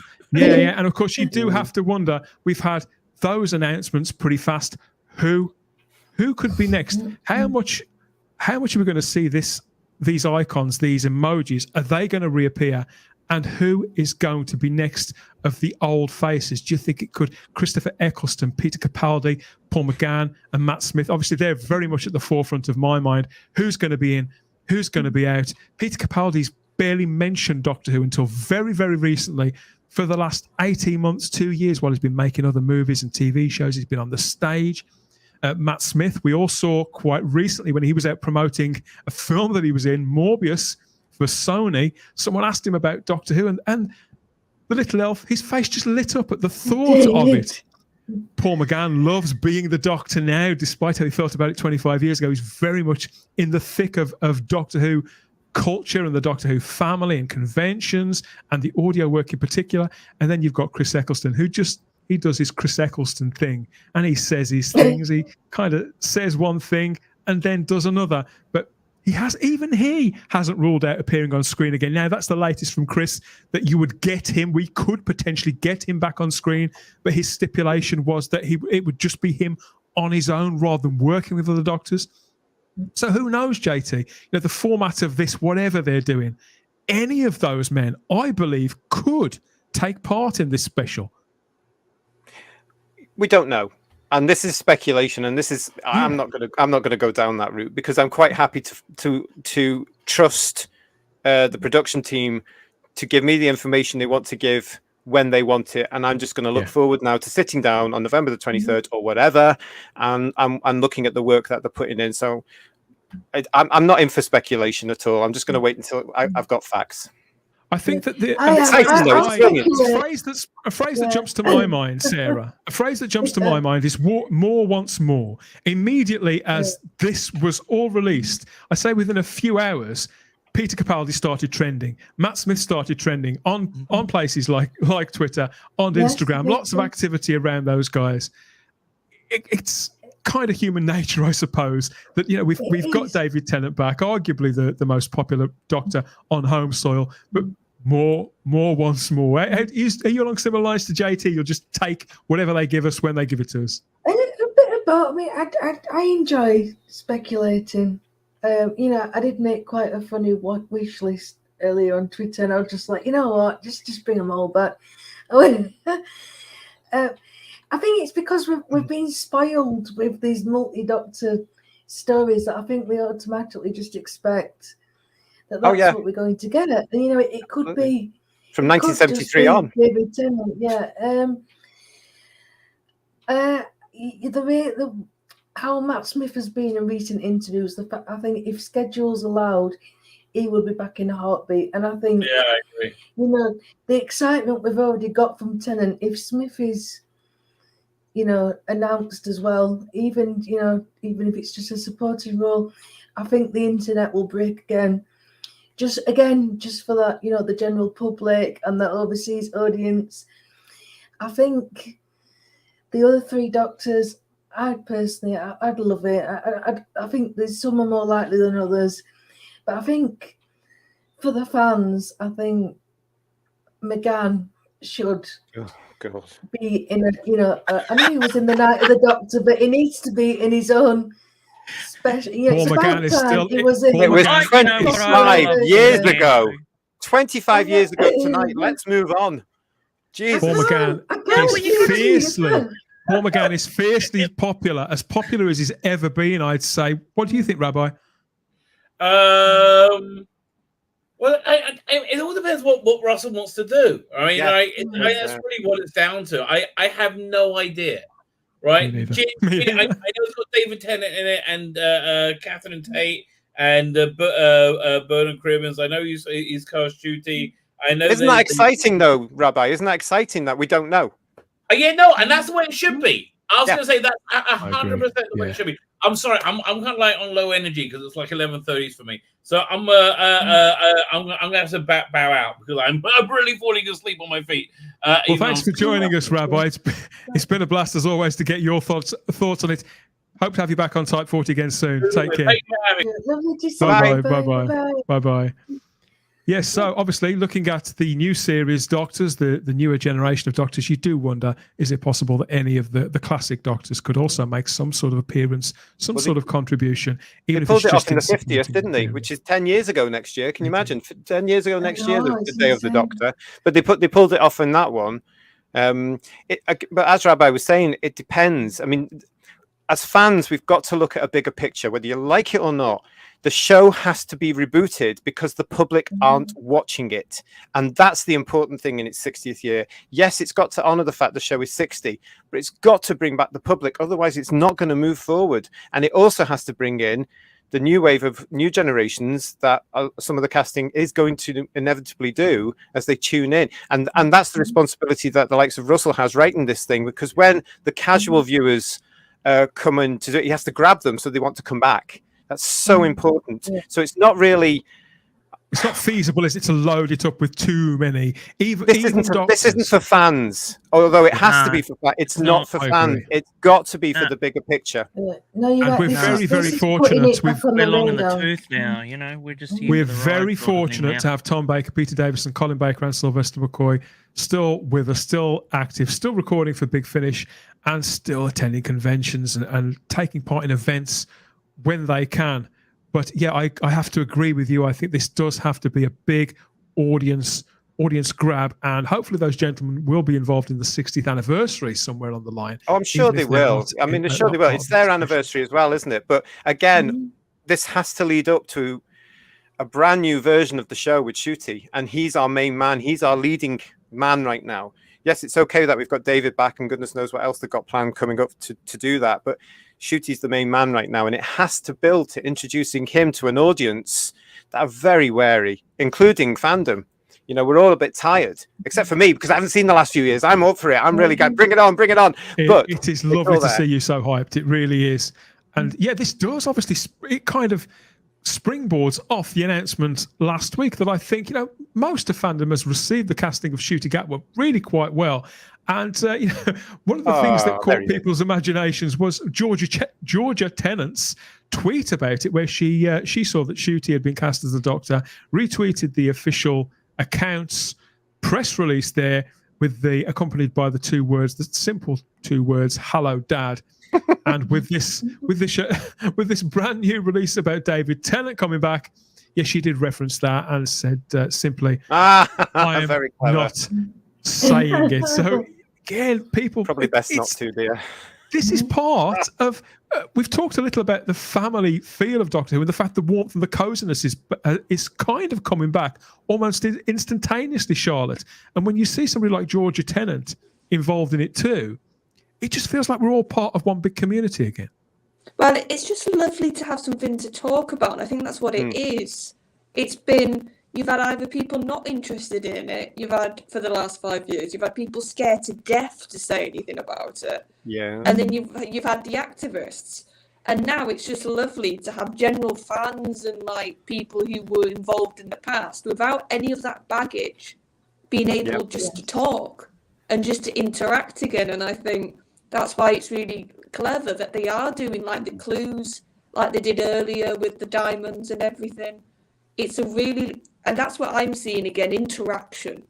Yes. Which the previous production felt so distant at times. And Russell's only been back, it feels like, for the last couple of weeks. Because we've had announcements. And we've already got interaction. Well, and it seems that they were hiding, didn't it? They were too scared. They were hiding behind some sort of corner that they were, you know, they just didn't want to interact with anybody because they were like, oh, and here, this is, we're going to change this idea and this is, and then they'd run around the corner and not say anything, you know? It's a lack of confidence. There was no interaction, nothing. It's a lack of confidence in your entire product, in your production, that creates that kind of culture. They can say what they like about, oh, we're trying not to spoil it for you. We like to give you surprises, but they never deliver surprises. So what it really is that they're not confident in their own product. Russell is fiercely confident in this, isn't he, JT? Yeah, and I totally agree with you. It's not just Russell, though. Please, we've got to remember that there's Julie, there's Phil, there's Jane, there's the whole team in there. There's a lot of people coming back from that era as well, all of whom that know this show, know this product, and know how to do it. They're professionals, aren't they? Well, that's it. The adults are back, as far as I'm concerned. And what they're doing is they've got a plan, and it's a proper marketing plan. You know, to start things by doing an emoji. It's a stroke of genius, really, because it's on the ball. Thing. Yeah, it's so simple. It is genius. But talking about those faces and those names, Danny Hargreaves has announced that he's definitely back. This is as official as you can get. Danny Hargreaves is the owner of Real SFX, who are now, I mean, he started on Doctor Who, didn't he, creating the visual effects for Doctor Who. He's the guy that that people like David Tennant are seen complaining about on Doctor Who Confidential for the explosions always being louder and bigger than they're told they would be while they're filming the thing. But Danny Hargreaves has been Danny Hargreaves has been tremendously successful since he parted company with the show just a couple of years ago. He's recently been working on the latest Expendables movie with Sylvester Stallone and Jason Statham. But he's tweeted out as well, fantastic news, the team are back together. My team at Real SFX and I will be joining them to continue our journey for the 18th year as special effects supervisor Doctor Who. I'm incredibly excited for what's to come. And he's added there an at Save Doctor Who Confidential. So Danny, obviously, because he was a big star of that show, he wants to bring back that supporting show that used to air on BBC Three. Maybe we'll get some version of that on the YouTube channel. I don't think it'll be BBC Three. I think it'll be on the YouTube channel. I think that's what the market is now. That's because the kind of stuff that they could put on TikTok. Just like, like the little. But they could put teasers on TikTok because, as we all know, it's very short, and also there's a lot of weirdos on TikTok anyway. But if they really glammed up the YouTube channel, and with the amount of young people that are on YouTube as well, and then my generation a lot of us are on YouTube now because it's the only place we can really interact with people now. I think, if they did behind the scenes features on the YouTube channel, I think that would be a great bit of marketing for them because, again, it's going to drive people to the channel. It's going to get them looking at previous shows, previous Doctors, previous adventures, etc., as well as those lovely, tiny, specially filmed things, which are always unique, aren't they? They're always special when, this is just for this element, this platform. I'd say that when you consider that Danny Hargreaves is back, when you put that together with Neil Gorton, and you also get, it's dynamite. But it's dynamite, quite literally in Danny's case. But you get incredibly confident in what they're going to deliver. And we've just seen today, obviously, because they've been out on location film, we know who the director is for this special. Rachel Talalay is back. I'm so happy about this.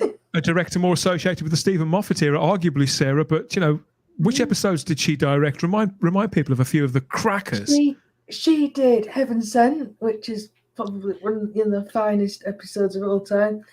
She did The Doctor Falls, and she did Twice Upon a Time. I think there was a couple more as well, and what's brilliant about Rachel is she's just an amazing director. The angles she uses, the lighting. She was the one who gave us that beautiful, uplighting on the TARDIS floor, if you remember when Peter was dying, and I don't think I've seen that one. Regenerating, and she's incredibly talented. And again, it feels like the adults are back, like JT was saying, we've got talent again. And that's the key, isn't it? Because she must have forgot. Because I don't know if people know this, but directors are often interviewed.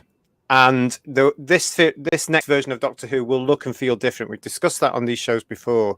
And she must have got what they were telling her, and certainly what Russell wanted to feel like, to be given that role. So again, it's another element of the bit to be excited about, to see, well, how's that going to come through? How does it all come together? That's what I've been wanting it to be, a bit different than the last era that R2D was there. I don't want it to look the same. It won't be the same. It really won't. I mean, if you look how everything's changed, it won't be this. And he has changed. If you compare It's a Sim, for example, to something like Bob and Rose, there's no comparison, or even the Second Coming, or anything like he's done before. It's completely different because he's evolved as a writer as well. And he's, I think he's going to look at this and go, it's got to be different again because it's got to capture people. Well, the only one they haven't announced yet is Murray Gold coming back. So, oh, you never know. Do you think that's a possibility? Yeah. I think that he is clearly the missing piece of the puzzle now, Charlotte. Murray Gold, what do you think? I think definitely for the 60th, he's the missing piece because it's been so many familiar names. And I think, honestly, it would be interesting to see what Murray would do now because he was on it for so long and we got so used to his music, and then it feels like he's only just gone. Despite what I say about this era, I think Murray Gold's music in Series 4 was some of his best. So I look forward to if he does come back. It bringing was that the back. heartbeat. Yeah. It was the heartbeat of the show. You know, all the musical beats, the themes. Everybody had a theme. You know, you invoke the memories, just a little seed, and maybe a slower version of a particular theme can make so much difference. So I think for the 60th, to not have a version of 10, it might not be the all singing, all dancing version that we're used to. It could be a darker version, it could be a slower version. But I think to not have certain beats to follow on, I think it would feel strange. And Murray has that's also- where I'm going to disagree with you, because I think that's essential, because it's a brand new version. It's the all new Who that's on the way. Got to have new energy. And it's got to have that. And there is so much talent out there now. And, I wouldn't be surprised if Murray was asked even if he would turn it down. But, there'd be a case of, I don't think there should be any reminder of 2005 to 2008 or 9 or whatever. I think it should be brand new. I'd love to get somebody else's sound on this. But the brilliant thing about Murray, of course, he was marketable, and they're going to want to be able to do that. They will want to do the tours. They will want to do the concerts. They will want to do all that sort of stuff. They will want to sell albums.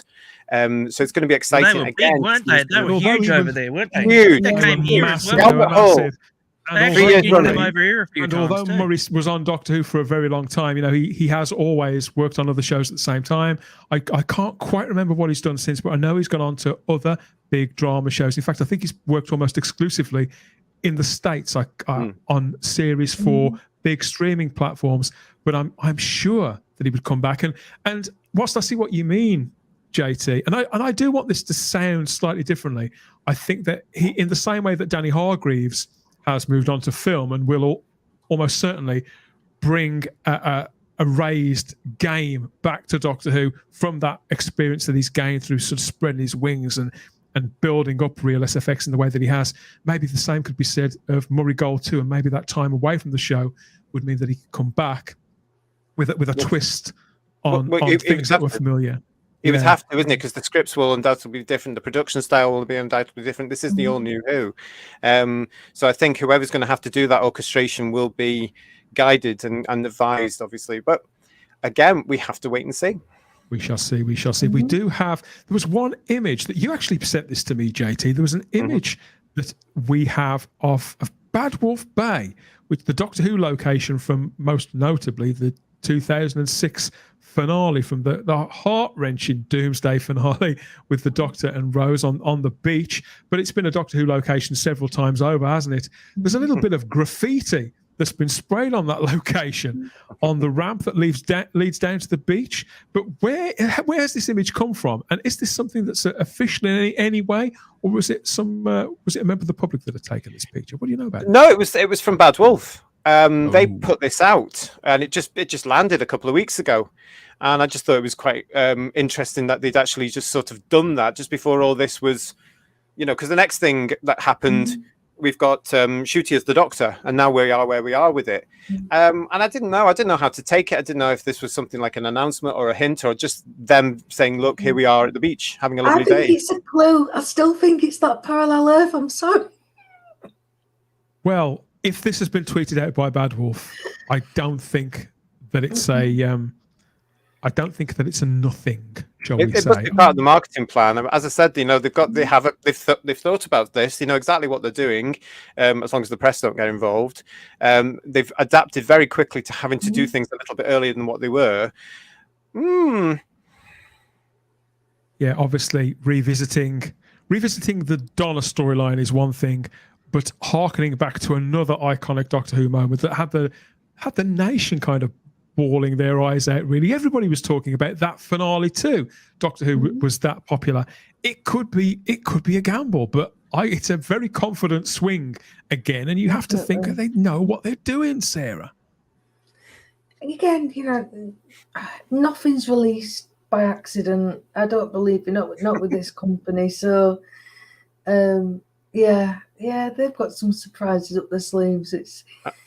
It's very exciting to me, coming to fandom through New Who to have, suddenly these pivotal moments. We've got Doomsday and the Stolen Earth, Journey's End, and all that. And it's just, I've just got a really good feeling about it. You don't hope, but you know, after everything that's happened these past few years, you just, you know what? I'm just going to enjoy this moment. I'm just going to enjoy the next few months and see what happens, because it hasn't been fun being a fan of the show.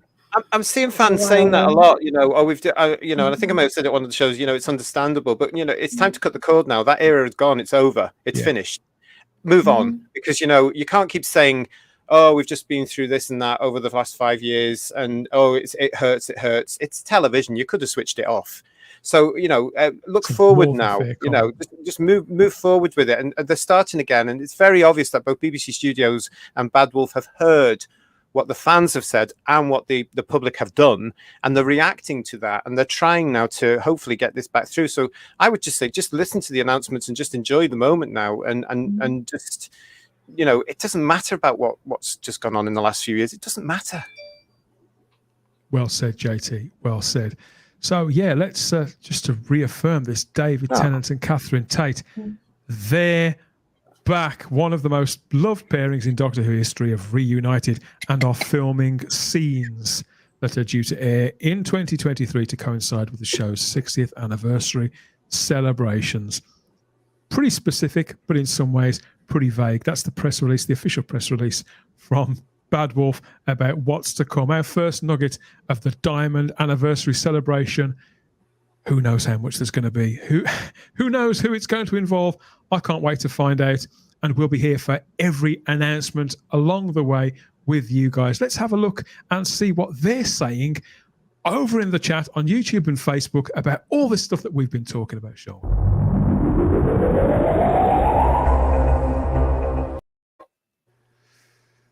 Yeah, so yeah, again, thank you everybody who's been watching and listening along. Good to see so many of our friends there. They're talking amongst themselves and talking about what we're rambling on about here too. Alan Collins says, all this released information makes me feel very confident about the future of Doctor Who. Peter Harrington says he's called Doctor, you Muppet, Fab Lion. He's got a great memory. I can't remember which is that from? Which episode is that from? No idea. No, me neither. PD Rich speculates they've been on Pete's World the whole time. Maybe they have. Maybe they have. Robert Payne specifies that's never had a doctor, did it? Bad Wolf Bay is really Dunraven Bay, Matt. It's one of the beaches that's local to Robert Payne. I didn't know that. All right, completely my beach is forgotten. nicer. You're right. You've got better weather. I'm only 5 minute walk from a nice beach. They've gone meta, says Jamie Knight. Yeah, they have. And Carol Jude's gone all of a quiver. She just says, ooh, I'm not going to read that out. That sounds obscene. But I know exactly what you mean. Raymond Williams says that Murray can easily create new music. Yeah, he can. He's a professional. He's very sought after. Yeah, you're right, JT. Because he's had a break as well. You know, he's coming back to it like Russell T. Well, I hope he is. We'll see. Liam Neeson's chin says, I love watching those prom specials on the Blu-rays. Yeah, special days, special times, though, you were. We were.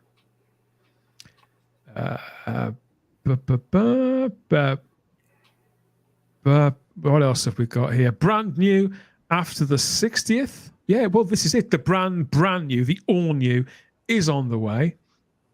Liam Neeson's chin again says, I kid you not, Murray Gold's Doctor Who themes are enough to make a grown man cry. Video Game Closet says, ask Peter Capaldi said yes or no yet. We don't know. Video Game the Closet. BBC burnt him, but Russell T Davies and Bad Wolf, no, they're not the BBC. And time heals. You know, we hear a lot of speculation about that, and we don't know. So who's to say? Heather Sulu. Hi, Heather. She says, I might be one of the few people that does like the latest version of the theme tune coupled with the credit sequence. I don't dislike that either, come to think of it, Heather. Never seen it. Daniel Leach said, Russell T Davies has matured. I think this will be good. Good to see you there, Daniel. Okay, yeah, thank you to everybody who's been watching and listening along. We've got one more thing before we go. Just one more story that broke before we came on for the show. We're going to talk about that very, very briefly. But yeah, thank you to everybody who's been here. We'll speak to you all again in a moment.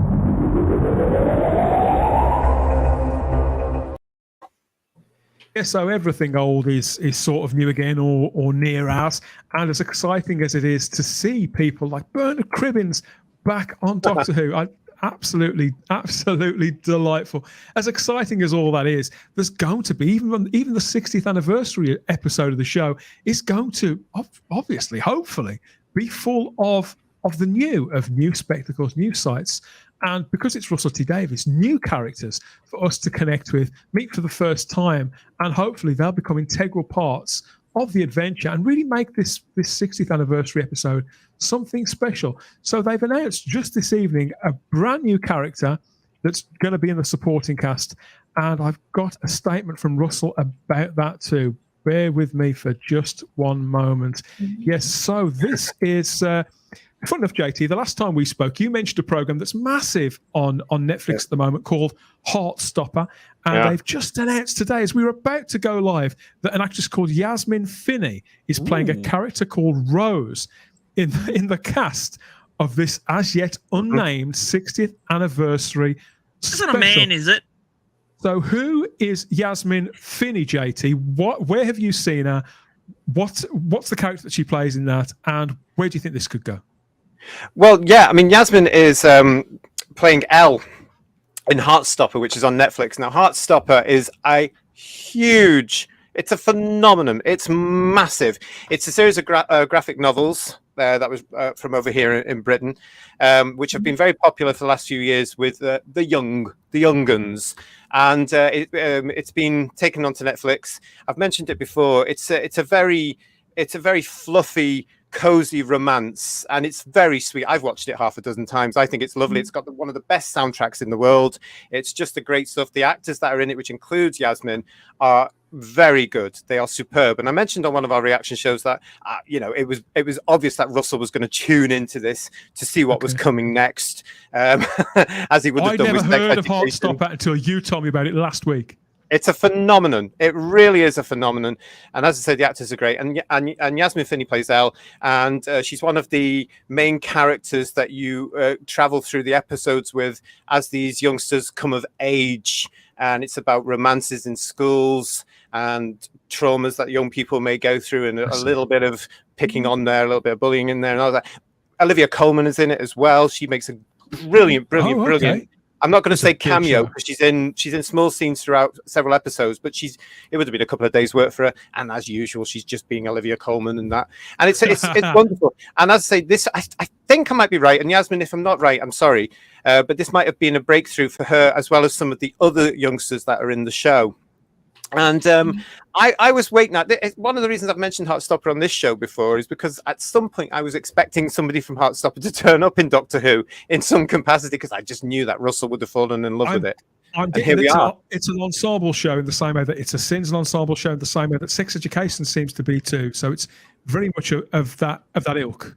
Absolutely, and it's character driven, and you actually do begin to understand these youngsters and what they're doing, and it's basically, as I say, it's a very fluffy romance. And do you know what? I'm going to say there's absolutely nothing wrong with that in this day and age, in this very troubled world. I think you do need a little bit of fluffiness, and Heartstopper has given young people that fluffiness and that outlook and that coziness, and it's massive. So again, this is huge, because as soon as this broke, just a couple of hours ago now, Yasmin's fans and the Heartstopper fans, exactly what happened a couple of weeks ago when it was announced that Ncuti was coming in as the Doctor. I was just going to say, it feels very, very similar. It's like Groundhog Day with this, because obviously I'd never heard of Yasmin Finney, Sarah. Apparently she was born in either 2003 or 2004. This story literally broke as we were about to come on air. An English actress and internet personality, whatever that is. Are there such things? Obviously there is. Best known for the role as Elle Argent in Heartstopper. She's from Manchester. Participated in a number of local theatre productions growing up. Heartstopper's her only credit. She initially gained prominence through her videos on TikTok. We talked about this earlier on. People coming up through TikTok talking about her experience being a black British transgender teenager. And at the age of 17, she was cast as Kelsey, in the Billy Porter film, Oh, What If? I have actually heard of that too. So, Yeah, But again, her fan base are asking, "What's Doctor Who?" Yeah, so it's obviously that is interesting. Fresh talent, a brand new character, the supporting cast of this 60th anniversary special. But if you call any character Rose in Doctor, Rose is a pretty common name. My nan was named Rose Charlotte. But if you call a character in Doctor Who Rose, it does come with a certain amount of baggage, doesn't it? What do you think about this? Oh, as soon as I heard Rose as the character's name, I was like, oh, Russell's doing something here. This is the showrunner that used Bad Wolf throughout the whole of his first season to sort of have that arc. So he's deliberate. He picks names for a reason. And unless I've got this understanding wrong as well, I think she's playing Donna's daughter. No, that's a rumor. We don't know what she's playing as such. That's a rumor. So yeah, take that with a pinch of. We don't know anything till they either tell us or it's broadcast. I mean, we have had a Rosa in the show before, and it's to be quite honest, it's one of Russell's favourite names, and he's a Rosita. He likes the way Rose sounds. We had Bob and Rose. There are roses in some of his other. Oh, that sounds nice. Yeah. There are roses in some of his other dramas. If you want to go and pick them out. And he knows what he's doing, Charlotte, doesn't he? He's done that deliberately because look what it's done. We do have a quote here from Russell T Davies. Again, this was just released as we were going live. Life on Doctor Who gets brighter and wilder. How can there be another Rose? You'll find out in 2023. But it's an absolute joy to welcome Yasmin to the Doctor Who set. We all fell in love with her in Heartstopper, just like JT did. One of those shows which changes the world, and now. Yasmin can change the Who-universe. So, yet again, big swing from Russell. Never want to undersell anything or anyone. That's just the first of who knows how many people who are going to join the cast of the Doctor Who 60th anniversary special. What do you think, Matt? Is that the kind of TV that you would watch Heartstopper, and what are your instincts there? Oh, well, it's not my cup of tea, Heartstopper, but other than that, I mean, I don't know. I mean, is this so? Let me get this straight. Is that Yasmin lady? Is she's a transgender? Is she? Yes, she's transgender. Okay. Yeah, I don't know about the character, but the actress is transgender. Well, they'd have to. Well, wouldn't they have to recognize that in the actual show? If she might be, well, if she's Donna's daughter. Well, we don't know that yet, but I'm just saying, no, wouldn't they actually? Why? Why she's an actress? I don't know. I don't know. I'm just saying, like, it'd be like Shooty. They'd have to recognize that he's, he's another character that's not, not normally been the Doctor. So, I'm just saying. You're talking nonsense. Well, I think when it comes to obviously the name Rose, you put that together with any new character, any new actor, and this is, I say, good God, Yasmin. It was born in 2004. It looks like Sarah. Don't say that again, please. Just as they were filming series 1 of Doctor Who. Yes, it does make me feel though. This is somebody who will have. I don't know if she was a Doctor Who fan growing up. I would imagine, but then again, come to think of it, a baby when the Tennant era was actually on screen. No, I'm not going to even think about this. What do you think, Sarah? Where do you think this is going? Does this feed into the parallel universe angle, or what do you think? It could do. If she's playing a character called Rose, then it opens up all kinds of possibilities. It could be a completely different character. It could be a version or a character. You just don't know. And this is like the playfulness of Russell coming out. I did kind of groan a bit at the transgender thing just because of what the media will make of it. I don't care. There've been transgender actors in Doctor before, haven't they? There was it doesn't affect. Let's not focus on life. I was more interested what JT was saying about the character-driven stuff in Heartstopper. It is something I would watch. I love a bit of romance and fluff. I'm going to check this out. You would love it, Starry, because it is a romance and it's about the young people. in a sense as well, I love Heartstopper, not just because it's got cracking actors, it's written beautifully, it's produced, it's directed by one of an ex-Doctor Who director, but it's cuddly, and right now people do need a sort of bit of fluffiness and cuddliness and optimism and hope. And if I'd had something as a gay man, if I'd had something like Heartstopper when I was a youngster, I don't think I would have gone through some of the hell I went through personally. I have to wonder. Need that kind of balance. I have to wonder. Since Charlotte Russell, mentioned, sorry, Sarah, since Charlotte, you mentioned rumours. See, this is all completely new to me. Since you mentioned rumours that this character could be Donna's daughter, thinking, that sounds, actually, it does sound quite feasible. Donna, with all these memories that she can't access, maybe they're in her subconscious mind somewhere. The name Rose floating up. If she does have a daughter, maybe she would call her Rose because she just likes the name for some reason that she can't remember. She doesn't know. It is very, JT, it's very Russell T Davies, I think. You stop giggling at me.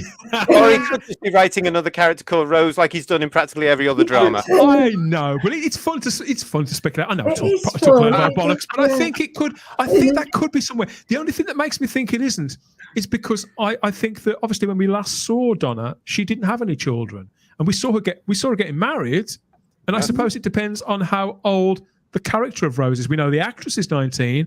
Maybe if she's playing 15, I suppose it's feasible. Charlotte, what do you reckon? I think there's some weird Russell logic, as I refer to it there.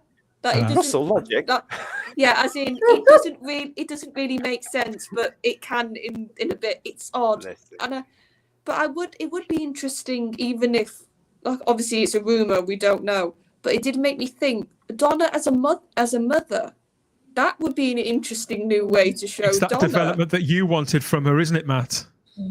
Yes.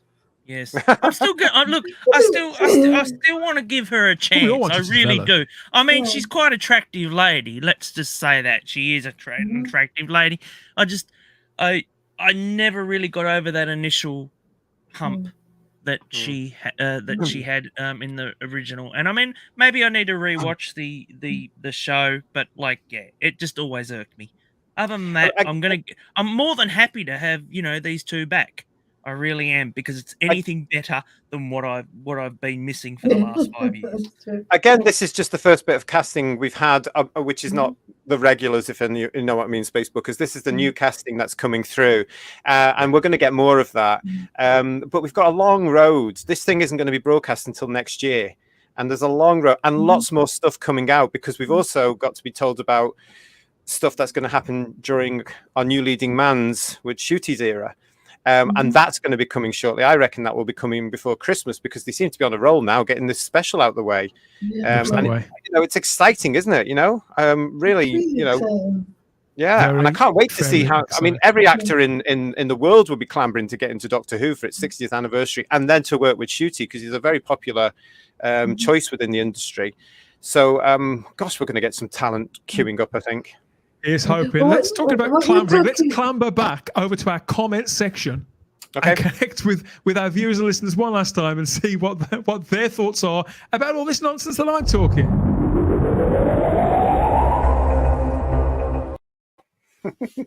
Okay, let's see who's saying what. Curtis M_36 says, I can't see Martha the rebound calling her first daughter Rose, or Mickey the second fiddle calling his daughter after the girl who broke his heart. So I think they're speculating here that she could be Rose and Martha and Mickey's daughter. So it could be some link, more links to Doctor Who's past. Unknown 289 says Dan is the 14th Doctor. Well, this Dan or the Dan that John Bishop plays? I don't know. Oh, I'd forgotten about them. Robert Payne says the rumours are going to drive me mad by 2023. Well, Robert, we're here for you, sir. We're here for you. We'll all go mad together. You've heard my ramblings. I'll keep you right, Robert. Don't worry. Ada McGear, he's seen a picture of what is supposedly a new logo that was captured on set on the clapperboard. They have all sorts of things on clapperboards, don't they, JT? They often scribble them themselves, don't they? Oh yes, and so I've seen some things, but we won't go down. Carol Jude said it's more like a big ball of wibbly wobbly, timey wimey stuff. Oh God, I hope they get rid of that crap. I can guarantee that's going to be said. And do you think there'll be an Alon Z, Sarah? What do you reckon of that? There'll be an Alon Z. Oh, absolutely. Well, it depends on his characterization. Ian David Diaz is watching in the chat. Yo, mate, he says, I hope the new Doctor eats cornettos, just the way that Tom Baker has his. I've heard that's actually a fact, and he has a packet of them in his pocket. Because his pocket is bigger on the inside, of course. Hey, and colder on the It's inside. refrigerated. Yes. Yeah. He's got the TARDIS fridge. Terry Cooper, he's the one who's put that rumour out there. It's Rose Jones, the daughter of Martha. Maybe. Rose Jones has a nice ring to it, doesn't it? You know, Rose could be an adopted daughter of Joe Grant. I'm going to put that one out there. Yeah. Sounds like a brand of pottery that Joe they talk Jones. about on Car Boot Sale Challenge or whatever it is. You know, you've got a nice example of some Rose Jones there. You can take it to auction and expect to get £49.86. That kind of thing. It's getting late. Just go with it. Just go. It could be a nice hand lotion, Rose Jones, and lovely from M&S. Yeah. Yeah, and Daniel Leach offers just whatever, but no hanky-panky in the TARDIS. Absolutely, Daniel. Yeah, that's going to happen. I don't think it's going to have time. From what Russell's building this up to be, it looks like it's going to have to be a real action-packed battle for the universe here. I don't think they're going to have time for any of that nonsense. No lovey-dovey. Nope. I think something huge is at stake here. I think Dan might have been on the right lines, but again, who knows? We'll have to wait and see. Thank you to everybody who's taken the time to drop us a Omega comment might be here back. in the chat. No, he's not. I can guarantee you he's not. Thank you to everybody who's dropped us a comment in the chat live on Facebook and YouTube. Keep them coming in the video track on the Facebook YouTube channel. Have a think about all of this nonsense. Put it through the old computer there. Put it through the old Matrix data bank and let us know in the comment section what you think about all of this, about the new supporting character, about the return of Catherine Tate and David Tennant, about the return of Wilf, for example, about Rachel Talalay, the consummate director, the safe pair of hands coming back to the show, about Danny Hargreaves too, and about Murray Gold. Is Murray Gold, is he the missing piece of the puzzle that I think he is? Bring back Murray Gold. I've been a bit lukewarm to it, but now everybody else is back. I think it would kind of be rude not to. Let us know what you think in the comment section. True. And whilst I got the feeling we're going to be back again in the next couple of days. I'm just going to stay here. I'm just going to sit in my chair and wait till the next one. Yeah. But in the meantime, never mind the next one. Let's talk about this one. If you've enjoyed it or if you haven't, please like the video and subscribe to the Spacebook channel. All that helps more than you think. And click the little cloister bell so you get notifications about what we're doing next, whether it's a podcast or another live stream. Type 40 Live back in a couple of weeks for more of the same of that. Just keep it coming, keep watching, and keep liking, keep subscribing. We do appreciate every subscriber that we get.